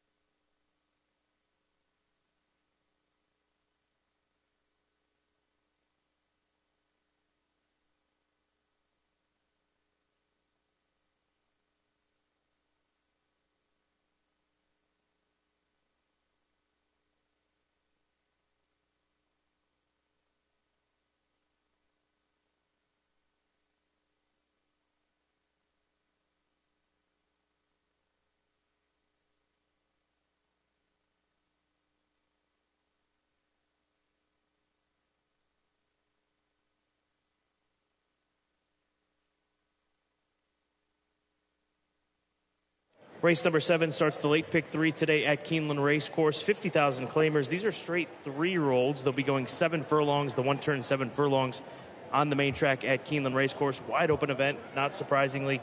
And the number 7 horse is where we will start. That's my top pick. That's Zippin' Gigi for Paul McGee. This is a runner that comes into this race off of a couple of route races, cuts back in distance. That's the angle that I've got for the number 7 horse here in race number 7. I think that will go a long way. We've seen horses drawn to the outside, able to close with pace out in front of them, and I'm hoping that that's what happens with Zippin' Gigi for Blue Tarp Racing Stable. Yeah, this horse is very fast. Has to kind of clear from the outside, but if you're setting fractions going a mile and a 16th, 23 and 3, even the race prior to 46 and 4 for the half, this horse is very quick. So I definitely think he's going to be on the lead. Say, catch me if you can. Blue Kentucky is your top play. My second choice, son of Include for Eclipse Thoroughbred Partners. He's running some tough races as of late. The Sugar Bowl, Chat-A-Lot defeated him. Call Me Midnight is who he tried to tackle in the Grade 3 Lecomte. We'll see Call Me Midnight on Saturday in the Stone Street Lexington here at Keeneland Racecourse. And then again, tried to go up against Chat-A-Lot against an allowance group in the most recent effort. It's the class relief that you've got to lean on, and his Churchill race back against Non-2 Company was not bad when he was able to set the pace. The question is he going to be able to set the pace? I don't think so. I don't think he needs it, though. And the class is important here, the class relief, but more importantly, in my opinion, Scott, and why I picked him on top, is he seems kind of like an in-betweener in terms of distances. I think a mile and a 16th, 2 turns at the fairgrounds is too long. 3/4 seems a bit too short. He just looks like he has a tough time keeping up with those sprinters. So I think this distance is going to be perfect with him, coupled with the fact that he is dropping in class. That's what kind of put me over the edge with him. And then American Hero, our co-third choices in this race. Constitution Colt back on dirt for just the second time in his career. Gets Flavien Prat in the saddle. That was part of the motivation for me to use him. But surface change, cut back in distance. At least there's some change here. And also another one that's dropping in class out of First Level Allowance Company. Yes, he's been more effective going a distance of ground. He is one that is going to have to hope that maybe the 2 goes with the outside runner and gets the pace honest, because I do think he needs a little bit of pace help on the front end. Race number 7, 50 claimers, $50,000 claimers, 3-year-olds going 7 furlongs. Once again, does offer up the final pick 3 opportunity of the afternoon. Less than 12 minutes away from post time.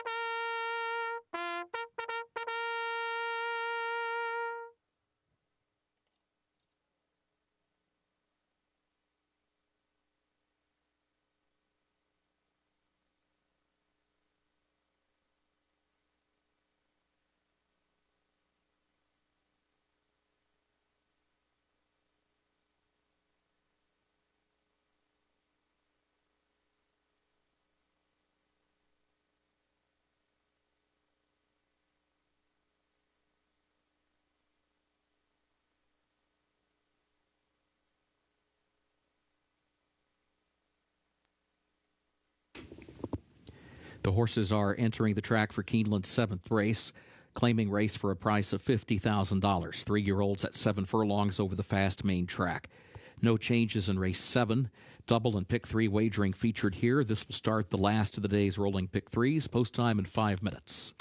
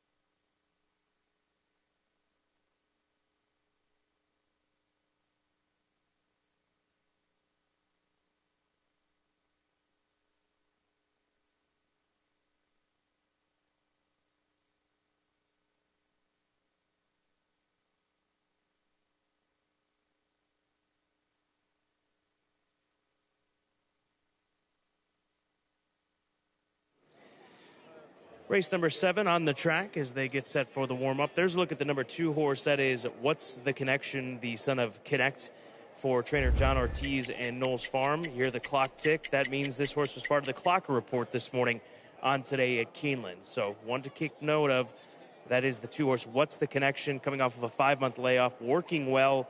And you've got to pay attention to these Clocker report horses, especially when they're sitting at this big of a price, 15-1, making this gelding the second longest shot in the field.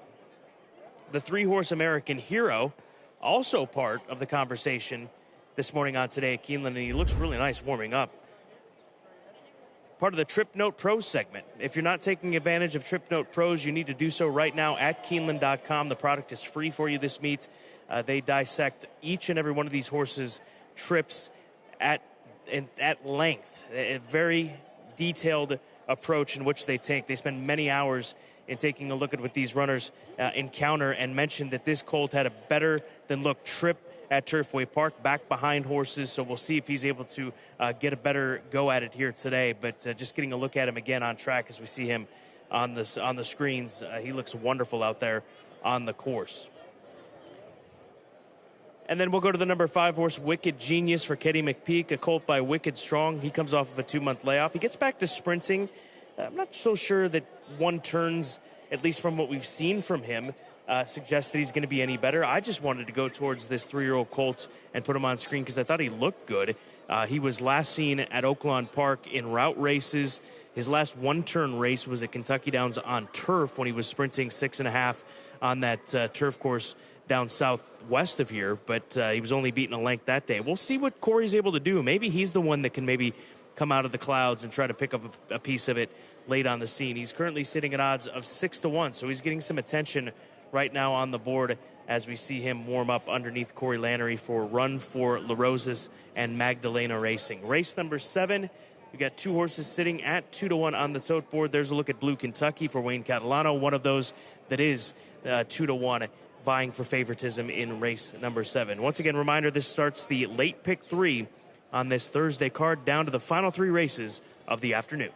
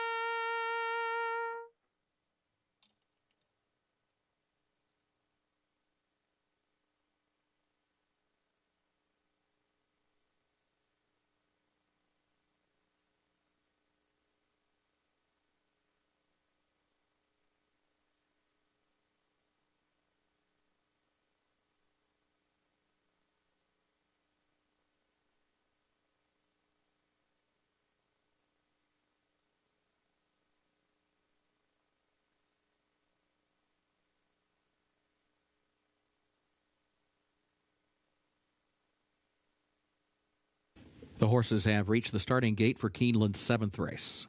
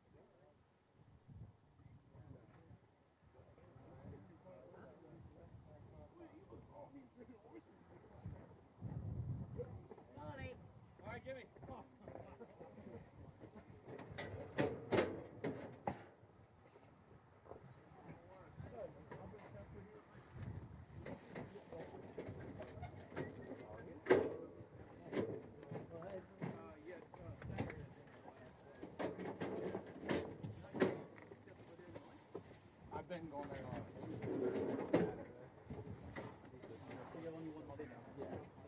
When you coming down there to see me? No, just one day.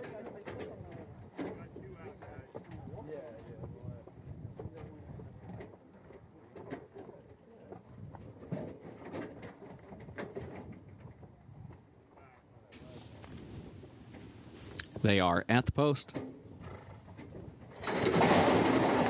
And they're off. What's the Connection comes out for the lead. Blue Kentucky is there.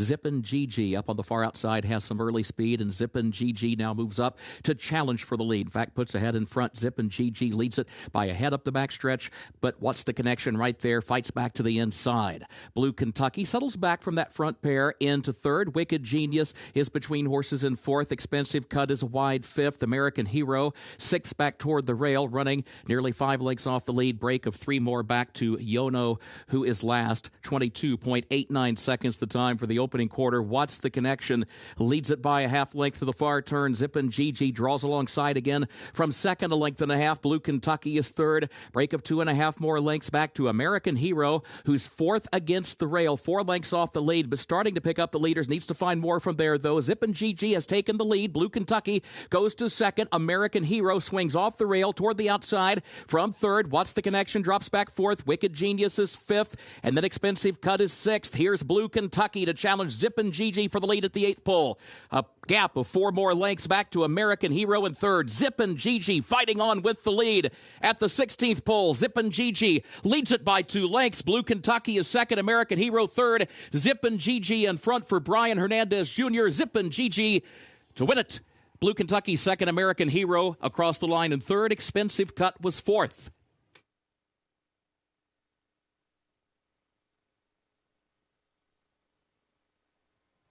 Early position and able to kick on. That's Zippin' Gigi for Blue Tarp Stables, Brian Hernandez Jr. and Paul McGee. A nice victory to hold off the challenge from Blue Kentucky in the later stages. I was just speaking to a couple of representatives from Blue Tarp Stables, and they were very excited. They thought that this horse was a world beater in this race today, and he did indeed get an easy victory, setting the tempo early under Brian Hernandez Jr., and his class prevailing here for trainer Paul McGee. It's going to be Zippin' Gigi on top over the 4 Blue Kentucky.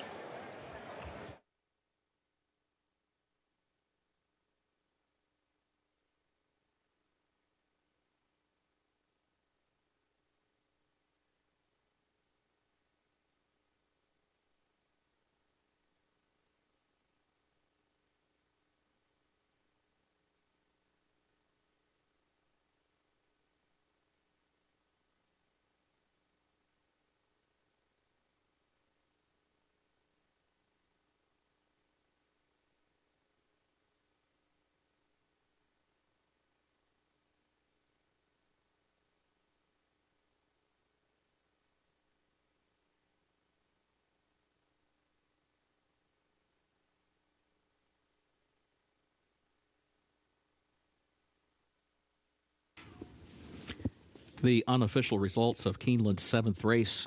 Number 7, Zippin' Gigi finished first. Number 4, Blue Kentucky was second. Number 3, American Hero third. Number 6, Expensive Cut, was fourth. 7436, unofficial.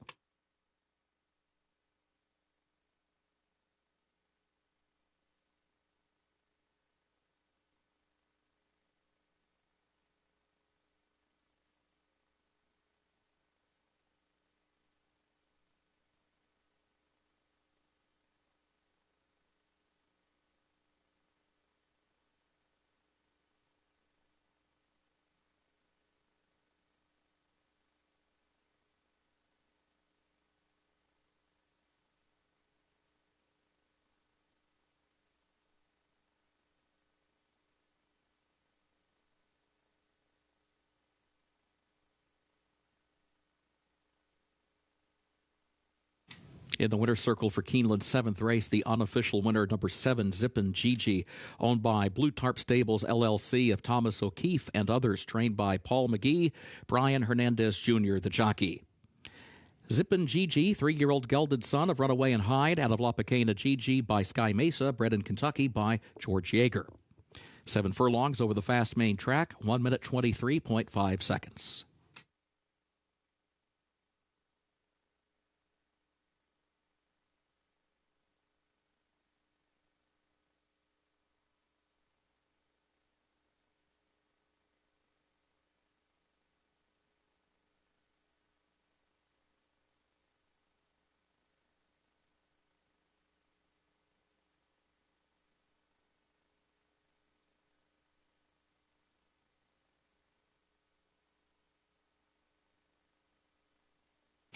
Results of Keeneland's 7th race official.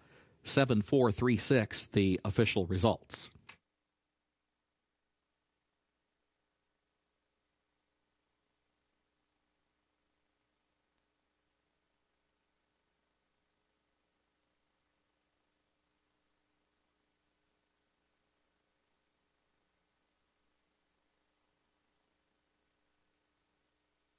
Keeneland's 8th and featured race upcoming starts the last of the day's rolling doubles. The turf listed good, the rail at 20 feet. Scratch the 8, Misty Vale. Scratch the 8, Misty Vale. Looking ahead to the 9th race, scratch number 9, Versatile. That is in the 9th race, scratch number 9, Versatile.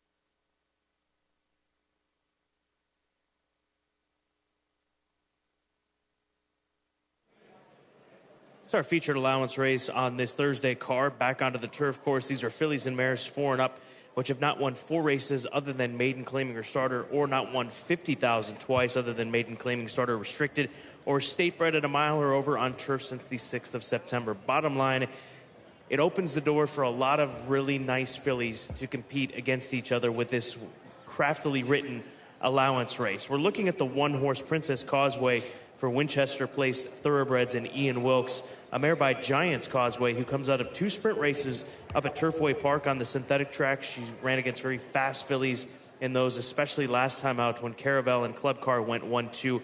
But I think that she's back out to do what she's at her best at. That is going around a ground on the turf course. And that is the opportunity to potentially go wire to wire in this scenario. I think Princess Causeway is a big-time danger in here.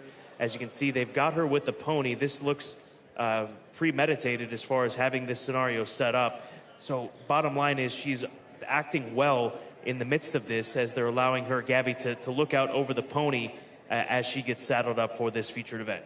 I can't recall in the past that she's done this before, but I guess she has, because this does look like this, as you said, they planned ahead of time to have this situated in the paddock. She's dangerous in here. I didn't use her in my top 3, Scott, but the danger of her is her speed, because in this race it really doesn't seem like there's much speed signed on, and that's how she pulled away with the victory in her last race here at Keeneland. So hit the ground running from the inside and hope for the best. Curly Ruth, you've got on top. That's the 6. She is currently 5-1. That is a phenomenal price on Curly Ruth in here. She's a winner over this course, and she comes out of some tough stakes races down in New Orleans at the fairgrounds. What I like about her is last year as a 4-year-old, she was gradually improving. I know some of those stakes races she was competing in, she didn't do very well in, but at least in terms of the allowance races, she did improve in her 4-year-old season. A lot of the time we see horses, especially mares, they kind of peak at 5 years old. This is her seasonal debut at 5, so I think she could be heading in the right direction. And Eddie Keneally did say that she's training really well up to the race, and also she'll like a turf with a little give in it. She gets those conditions today. Norma Jean, the number 5 horse, she comes from the west, as she was last seen in Phoenix at Turf Paradise, running in the Glendale Stakes. She picked up a black-type victory in that race, and prior to that, she cleared the second-level allowance condition down at Del Mar. She was runner-up in the swing time, that restricted stakes race at Del Mar, or at Santa Anita, I should say. But she's really found some good form as of late. And also want to point out the fact that this mare has been cataloged at the upcoming April sale, which will take place after the races on April 29th. Part of the elite consignment. She'll go as hip number 63, Norma Jean B. But before that, she's got an opportunity to add to her resume, because I think she's got a strong look in here. From the West out here to the Midwest, and her form has been very consistent as of late. Scott, if you even just take away some of her dirt races, she is actually 8 for 8 in the money on the turf. I think she, looking in the past, she did compete on the main track before, but her turf races are far superior than her dirt races. So she is one that's coming into the race off of back-to-back victories, and I definitely think that she's one to consider. I mean, that's how deep this field is. You can make a case for every single runner in here. Fluffy Socks drawn to the outside. She's going to lead from post position number 7 in here, which will be the furthest to the outside. She's a filly by Slumber. She's going to get Lasix for the first time. That's one of the changes. Also coming out of some very difficult races. They ran her in the Grade 1 American Oaks, a race that was taken off the turf course on opening day at Santa Anita. But prior to that, won the Grade 2 Sands Point. She also went back west for the Del Mar Oaks. Tried to run down Going Global, who is the best turf female on the West Coast right now. So I'm not surprised to see this filly sitting as the favorite at 6-5. Right. She went against Grade 1 company, graded stakes company all throughout the year last year. Now, those were against straight 3-year-olds. Today, she faces older company for the first time as she's making her 4-year-old seasonal debut. That's not much of a concern. I mean, she is a very classy filly. I would say that the concern for me is the overall lack of pace and her running style. She likes to kind of make that slingshot move from off the pace. In this race, going 1 1/16, I think it's going to be slower, and she's going to maybe even have to sit a closer trip, which can take a little bit of the potency out of that closing kick. So we'll see what she can do. I mean, she deserves to be the favorite in here. I think you and I just wanted to get a little bit creative. And you're going to be creative with Temple City Terror. I'd worry about the 1 1/16 being too sharp for her. That's the 2 filly who sits at odds of 8-1 right now. She's only won at this distance once out of 12 starts. So I hear you, Scott. I'm using her underneath because I think she can hit the board at 8-1. I don't necessarily think she can win. You could make a case that she's the class of the field, though. Look at her running lines. Dalika, Daddy is a Legend. Those are really quality older turf mailers. But I just think 1 1/16 with the lack of pace is going to be problematic for her. Wonderful group of fillies and mares getting set in 11 minutes' time to compete on the turf course at Keeneland. Does start the late daily double as we're down to the final 2 races of the afternoon.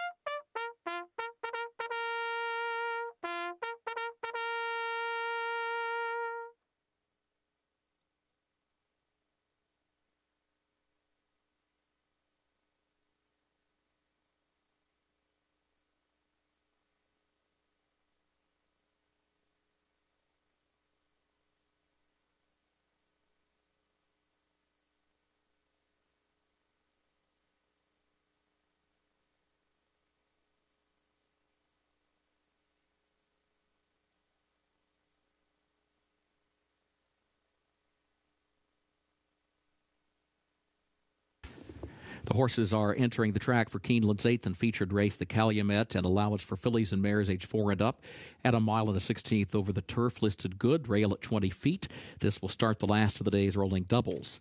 Scratch the 8, Misty Vale. Again, scratch the 8, Misty Vale. Post time in 7 minutes.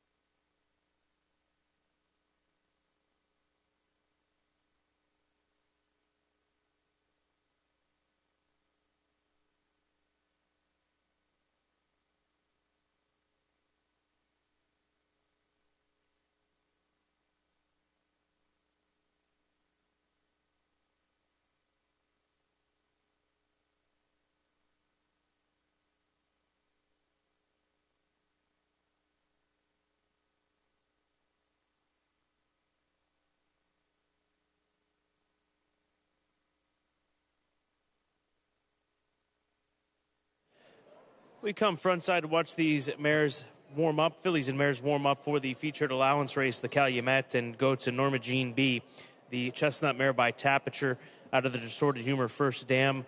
Nice pedigree there. She's a stakes winner. She comes from a First Dam that was a stakes winner, and a reminder that she'll be offered at the Keeneland April sale on April 29th. After the races here at Keeneland, we'll head down the hill to the pavilion, and she's hip number 63. The catalog is available on the website right now at Keeneland.com. She's part of the elite agent sales consignment, but I thought that she looked nice out there as they warm up. And I would say that there is not, to me, one filly that particularly stands out, and I'm not surprised at that, given the class that this group brings in as far as their performances and obviously physicality out on the racetrack. The number 6 horse, that's Curly Ruth, the daughter of Curlin, a Keeneland graduate from the September sale of 2018.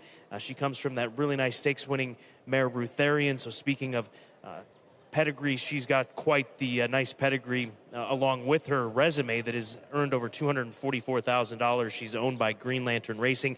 Her back-to-back wins came at Kentucky Downs and here at Keeneland, and then she just simply went into the deeper end of the pool in the stakes races down at the fairgrounds, especially last out in with Summer and Saratoga, who we've seen perform well out here in the past in the Bluegrass, familiar name to Kentucky Stakes Racing. So she is currently sitting at odds of 5-1. That just seems to be too big of a price, but that's what you get when you have the depth of field that we have here in the featured 8th race. And then we'll wrap up the frontside thoughts with the 2-horse Temple City Terror. That Temple City mare, another Keeneland graduate, and one of the things that stands out about her resume is the fact that she was just a $22,000 purchase as a yearling in 2017, and she has ran out, made over $334,000. So you just never know what you're going to find at these sales here at Keeneland. She's 8-1 on the board right now for Pocket Aces Racing. Should be a fun one to watch. Get involved, get those wagers in. Less than 4 minutes to post before race number 8 to start the late double.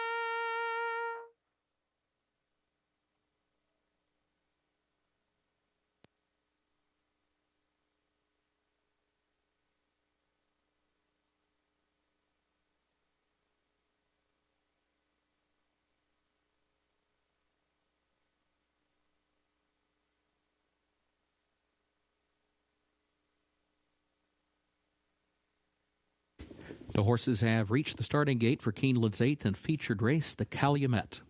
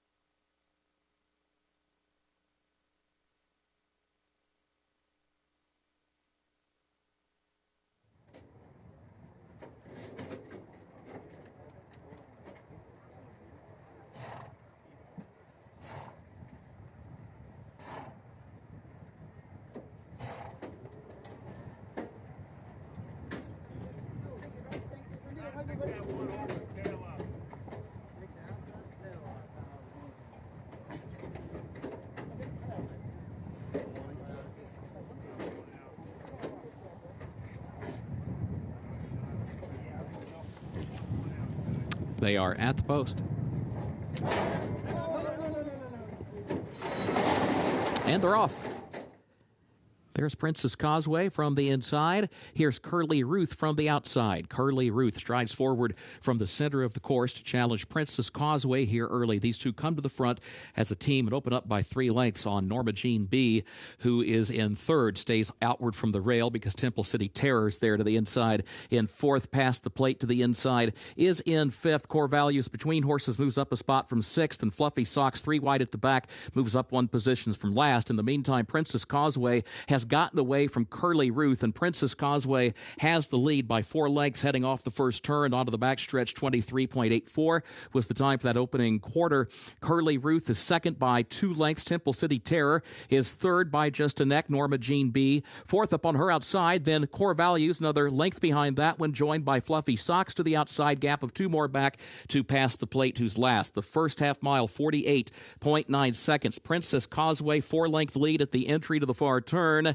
And the battle for second now begins to shape up. Curly Ruth outward from the rail has the spot a half length. Temple City Terror is third, right there to her inside. Fluffy Socks is going to have to go wide, about 4 wide around the far turn, and is trying to pick up some ground, is still 3 lengths off the lead. Here comes Curly Ruth as well. Norma Jean B. starts to kick in. They're all bearing down on Princess Causeway. Princess Causeway has the lead off the far turn. Temple City Terror tries to look to the inside. Curly Ruth there on the outside with Fluffy Socks past the plate. Grandstand side is in fifth. Curly Ruth, short lead. Temple City Terror up the inside. Fluffy Socks on the outside. Curly Ruth leads at a length. Temple City Terror second. Fluffy Socks, then Core Values, and past the plate fifth. Curly Ruth in front. Curly Ruth for Luis Saez. Curly Ruth to win the feature by a length on the line.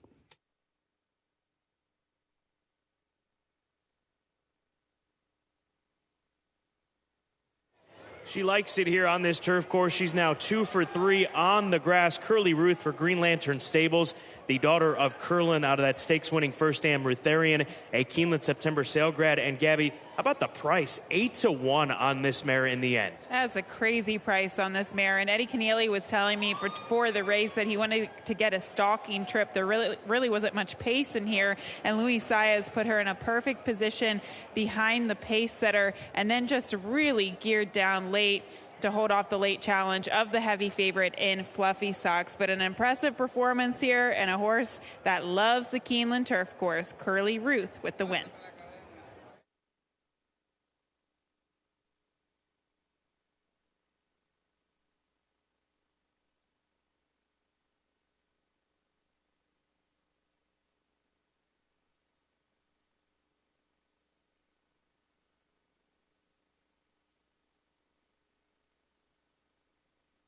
Photo for show, hold all tickets.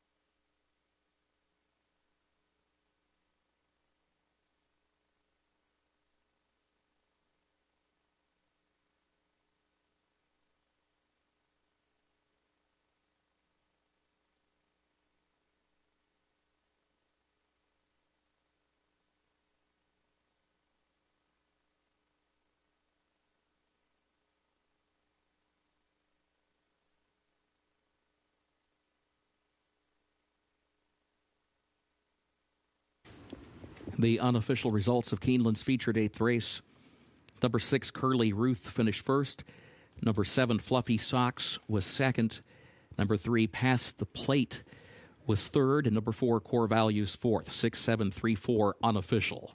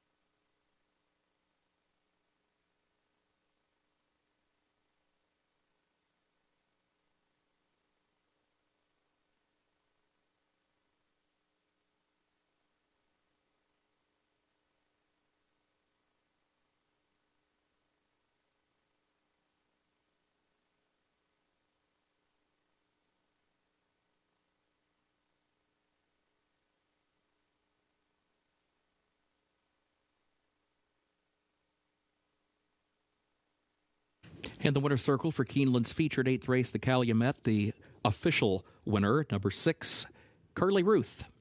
Owned by Green Lantern Stables, LLC, of Richard Masson, trained by Eddie Keneally, Luis Saez, the jockey. Curly Ruth, a 5-year-old daughter of Curlin, out of Rutharian by Pulpit, bred in Kentucky by Payson Stud Incorporated. Keeneland sales grad gets the mile and a 16th over the turf, listed good, 1 minute 44.27 seconds. The results of Keeneland's 8th race are official. 6-7-3-4, the official results.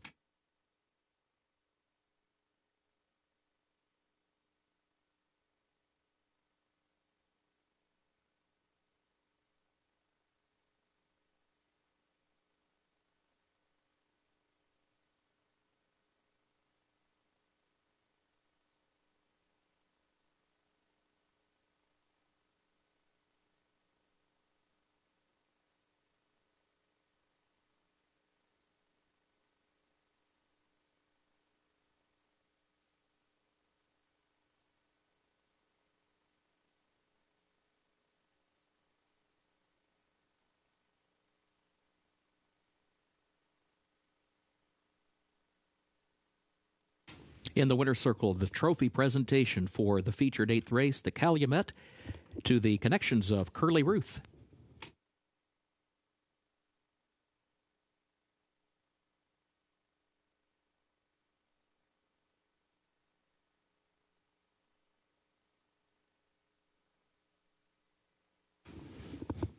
Keeneland's 9th and final race upcoming. No carryover for the Toyota Super High 5.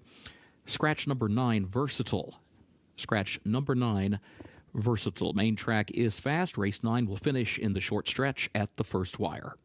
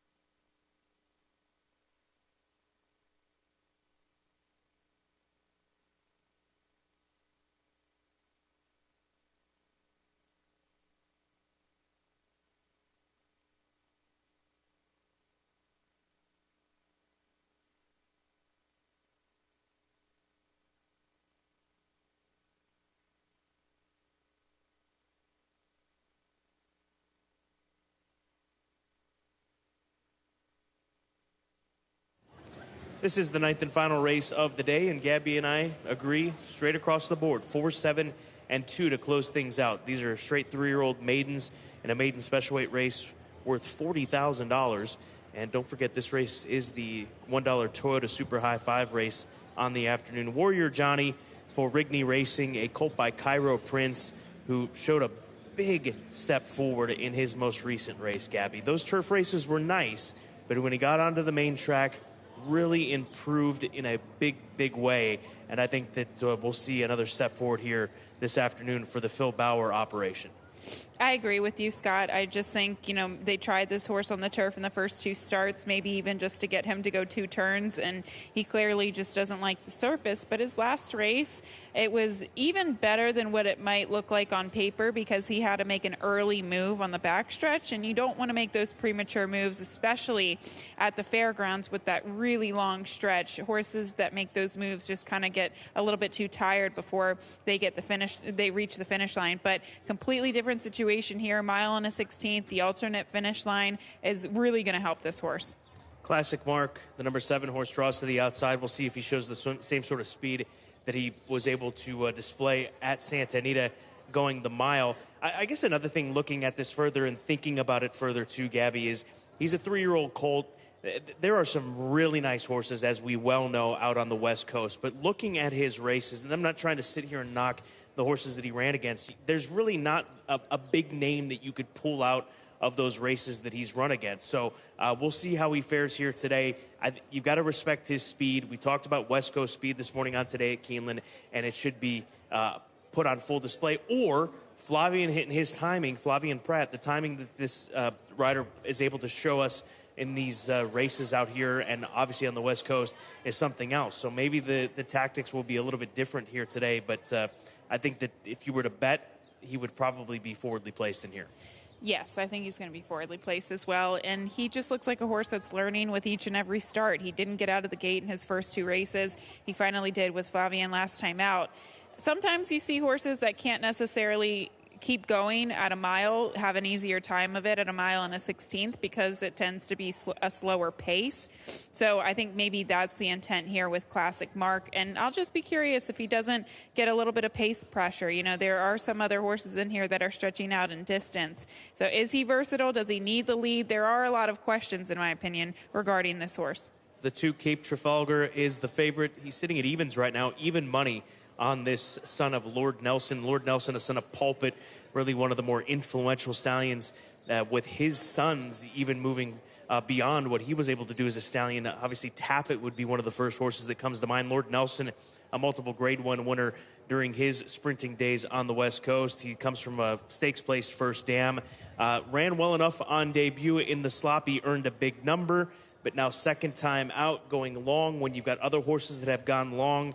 That's a question mark for me because that foundation is there for these other sophomore colts that he doesn't necessarily have, especially off of a sloppy track effort. And a lot of times you see horses on the off track earn faster numbers than really what they end up, maybe end up should being because of the fact that you see faster speed figures when the racetrack comes up on the wet side. Yeah, gaudy figures for sure. I don't know if that's the case with this particular race. We have seen some horses go out and kind of maintain their buyer speed figures, but I agree with you. The negatives on this horse, number 1, the price. Number 2, it's hard to go from 3/4 to 1 1/16, especially with an inside post. And number 3, Safi, he's sent limited starters here to Keeneland, and its record is 1 for 16. He's a very good trainer, and he wins everywhere. And he definitely points horses or I shouldn't say points horses, but he's very strategic in what he sends here to Keeneland. But that horse, the only winner was for a maiden 20,000, and he paid 60 cents, 60 cents on the dollar. So those were some negatives, but the positive, he ran fast first time out. He got bumped at the 3/16 pole, and I thought it was significant. He was very professional. So that's why I was kind of on the fence with this horse, and you don't want to be on the fence when you're looking at the odds. Looking forward to seeing who can separate themselves in this race. We have less than 12 minutes to post before the 9th and final on this Thursday card. Don't forget, we've got big cards ahead of us. No racing on Sunday, as it is Easter Sunday. We'll take a pause, but tomorrow we have the Grade 1 Makers Mark Mile. That is the featured event. Grade 1 Jenny Wiley on Saturday at 10 races tomorrow, 11 races on Saturday, and one more left on this afternoon. We'll talk front side about observations when they head this way. Get those wagers in. Get involved here at Keeneland.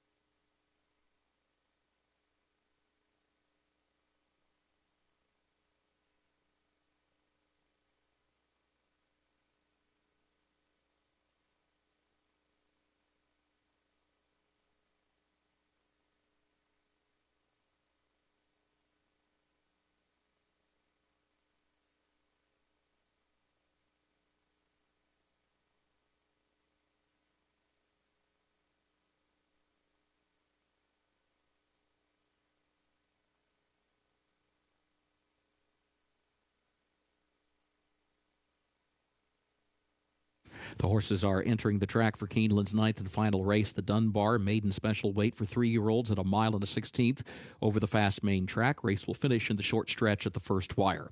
No carryover for the Toyota Super High 5. A reminder, scratch the 9 Versatile. Again, scratch number 9 Versatile. Post time at 8 minutes.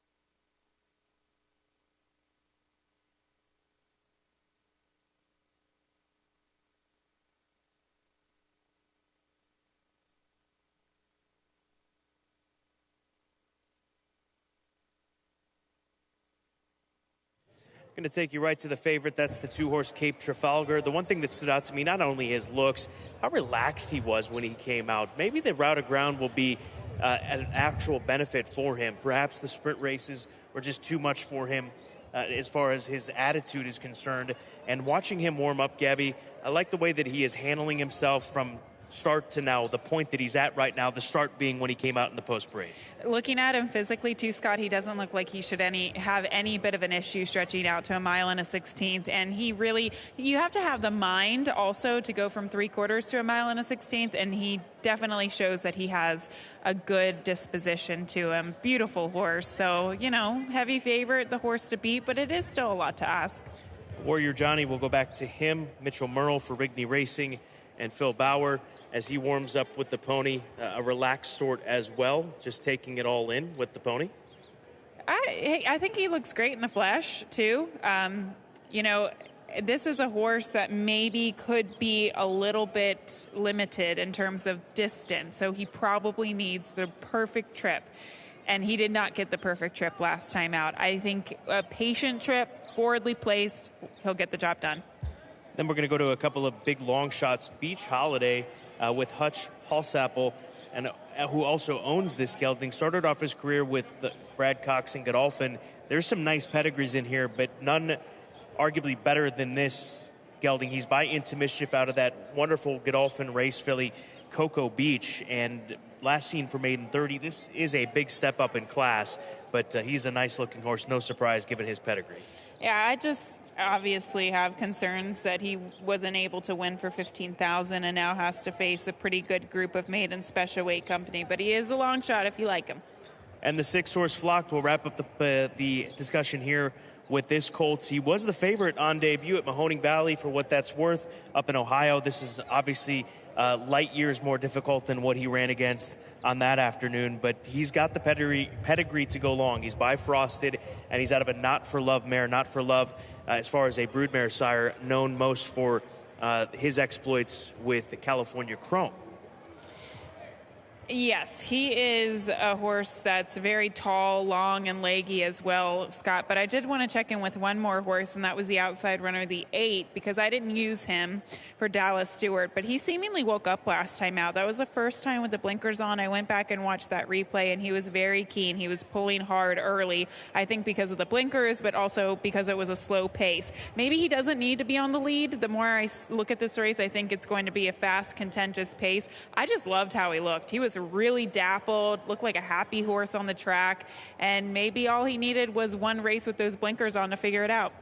We're in the waning moments in the lead up to post time here for race number 9, less than 3 minutes to post, as the gate crew has the gate in place for this mile and a 16th test. Again, first wire finish, and we'll see how the 2 in career start number 2 of his career handles the 2 turns. That's Cape Trafalgar, who is currently sitting at 7-5. Best of luck.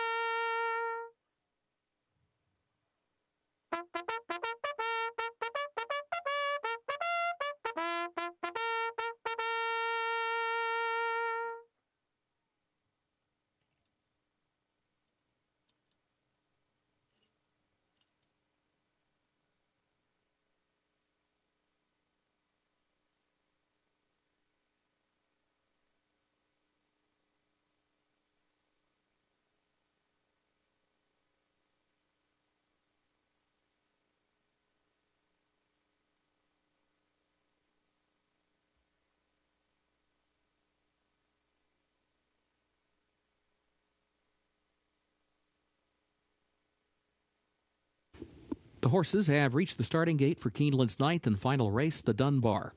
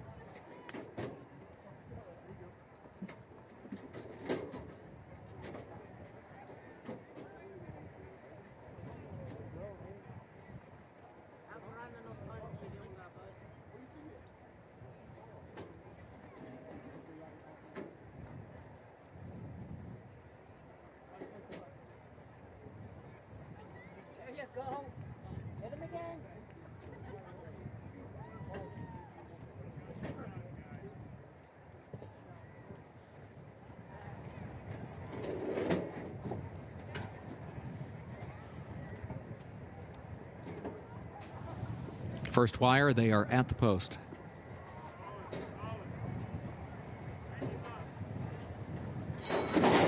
And they're off. Here's Cape Trafalgar from the inside. There's Brigadier General from the outside. Classic Mark is up between that pair to take the lead now into the first turn. Classic Mark starts to move by the inside traffic and gets the lead. It starts to move down toward the rail into the turn, leads it by a length. And as Classic Mark takes over, Cape Trafalgar is going to back away. That's going to allow Brigadier General to move up and take over second, a lane off the rail, 1 length off the lead. Cape Trafalgar is now third down toward the inside as they enter the back stretch. Warrior Johnny, fourth up on the outside, then a gap of 2 lengths to Two Birds, who's in fifth. Hippodrome is in sixth. Beach Holiday is seventh. Flocked is eighth, and the Gatekeeper last of the 9. Opening quarter, 23.54 seconds. Classic Mark the leader. Classic Mark leads at a half length. Brigadier General is second to the outside. Another length and a half to Cape Trafalgar, third ahead. Warrior Johnny fourth alongside of that one. Then a gap of 7 more lengths back to Two Birds, who's fifth down toward the inside and is joined by Hippodrome. Beach Holiday, Flocked, and the Gatekeeper at the back. It was 47.6 seconds for the first half mile. Classic Mark guides the field to the far turn. The lead is only a neck. Brigadier General starts to draw alongside from the second position. And then Warrior Johnny, who is third ahead up on the outside of Cape Trafalgar, who is fourth back toward the inside. Past the quarter pole, the leaders go, and Brigadier General has a narrow lead. It's a half length. Classic Mark in second. Cape Trafalgar looks for room, changes lanes to the outside. Warrior Johnny is there alongside of him. Coming to the eighth pole in the short stretch, Brigadier General has the lead by 2 lengths. And then Warrior Johnny second. Cape Trafalgar is third. Classic Mark backs up to fourth. Brigadier General, 2-length lead, chased all the way down the stretch by Warrior Johnny. Brigadier General, Warrior Johnny. Brigadier General wins at a half length. Warrior Johnny was home second. And then it was Cape Trafalgar third. Classic Mark was home fourth, followed by Hippodrome fifth.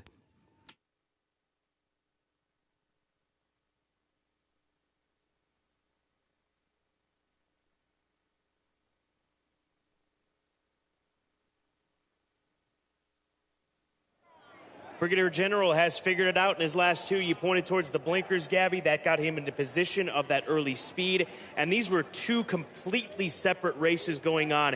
You needed to be in that first flight of 4 horses if you wanted to be in contention, and clearly he was there. Great price, too, 6-1 on the 8. And this is a horse who clearly has taken some time to figure himself out. And Dallas Stewart figured him out, adding the blinkers on last time out, and he was much calmer this afternoon and much easier to handle under Tyler Gaffleone. He gets the victory at a nice price at 6-1 with the 4 underneath, 8-4-2 across the board for race 9.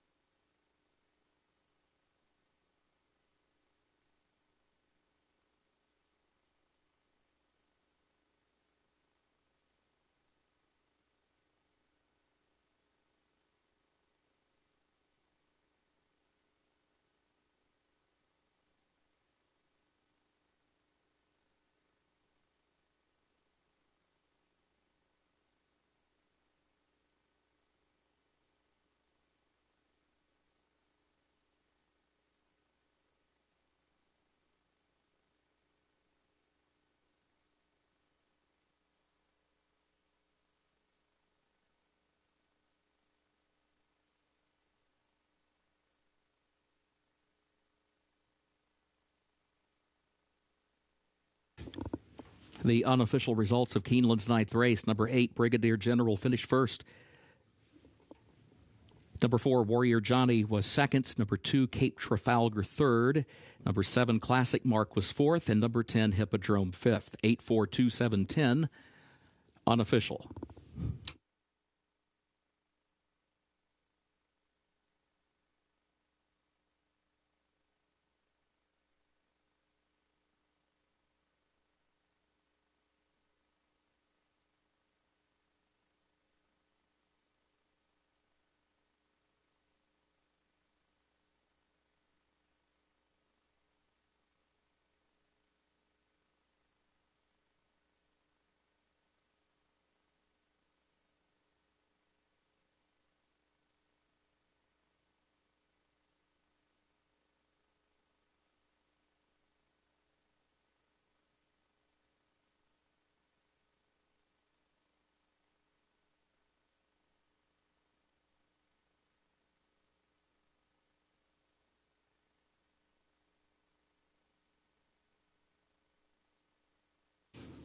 In the winner's circle for Keeneland's ninth race, the Dunbar, the unofficial winner, number 8, Brigadier General, owned by West Point Thoroughbreds LLC of Terry Finley, trained by Dallas Stewart. 2 wins today for jockey Tyler Gaffalione. Brigadier General, a 3-year-old son of Street Sense.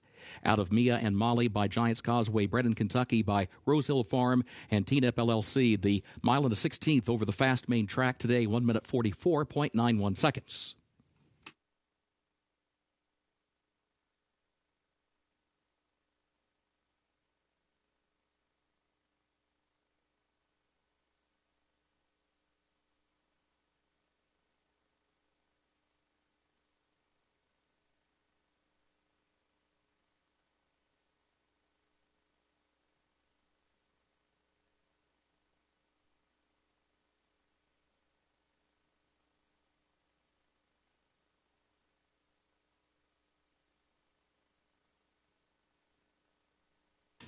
In the winner's circle, the trophy presentation for the Dunbar.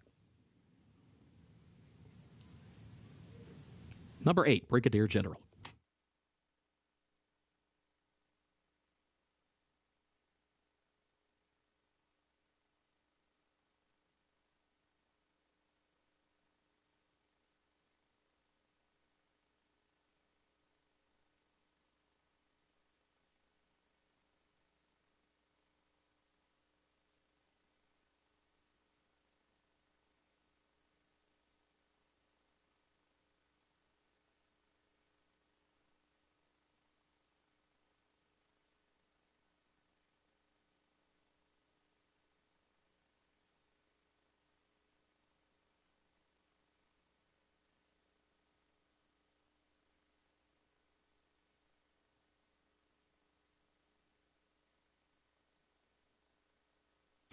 Results of Keeneland's ninth race official. 8-4-2-7-10, the official results.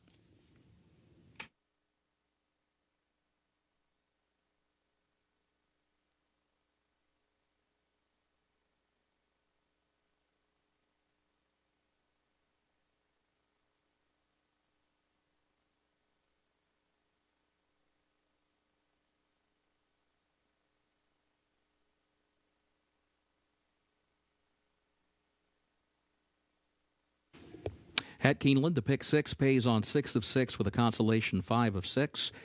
The late pick 5 on 5 of 5 with a consolation 4 of 5. And there were perfect tickets for the Toyota Super High 5. That wager starts anew again tomorrow. A reminder that the second floor grandstand here at Keeneland, including the sports bar and the mezzanine bar, will remain open for simulcasting for another 30 minutes. You may advance wager any races scheduled to occur after that time. For now, on behalf of Keeneland, thank you and good evening.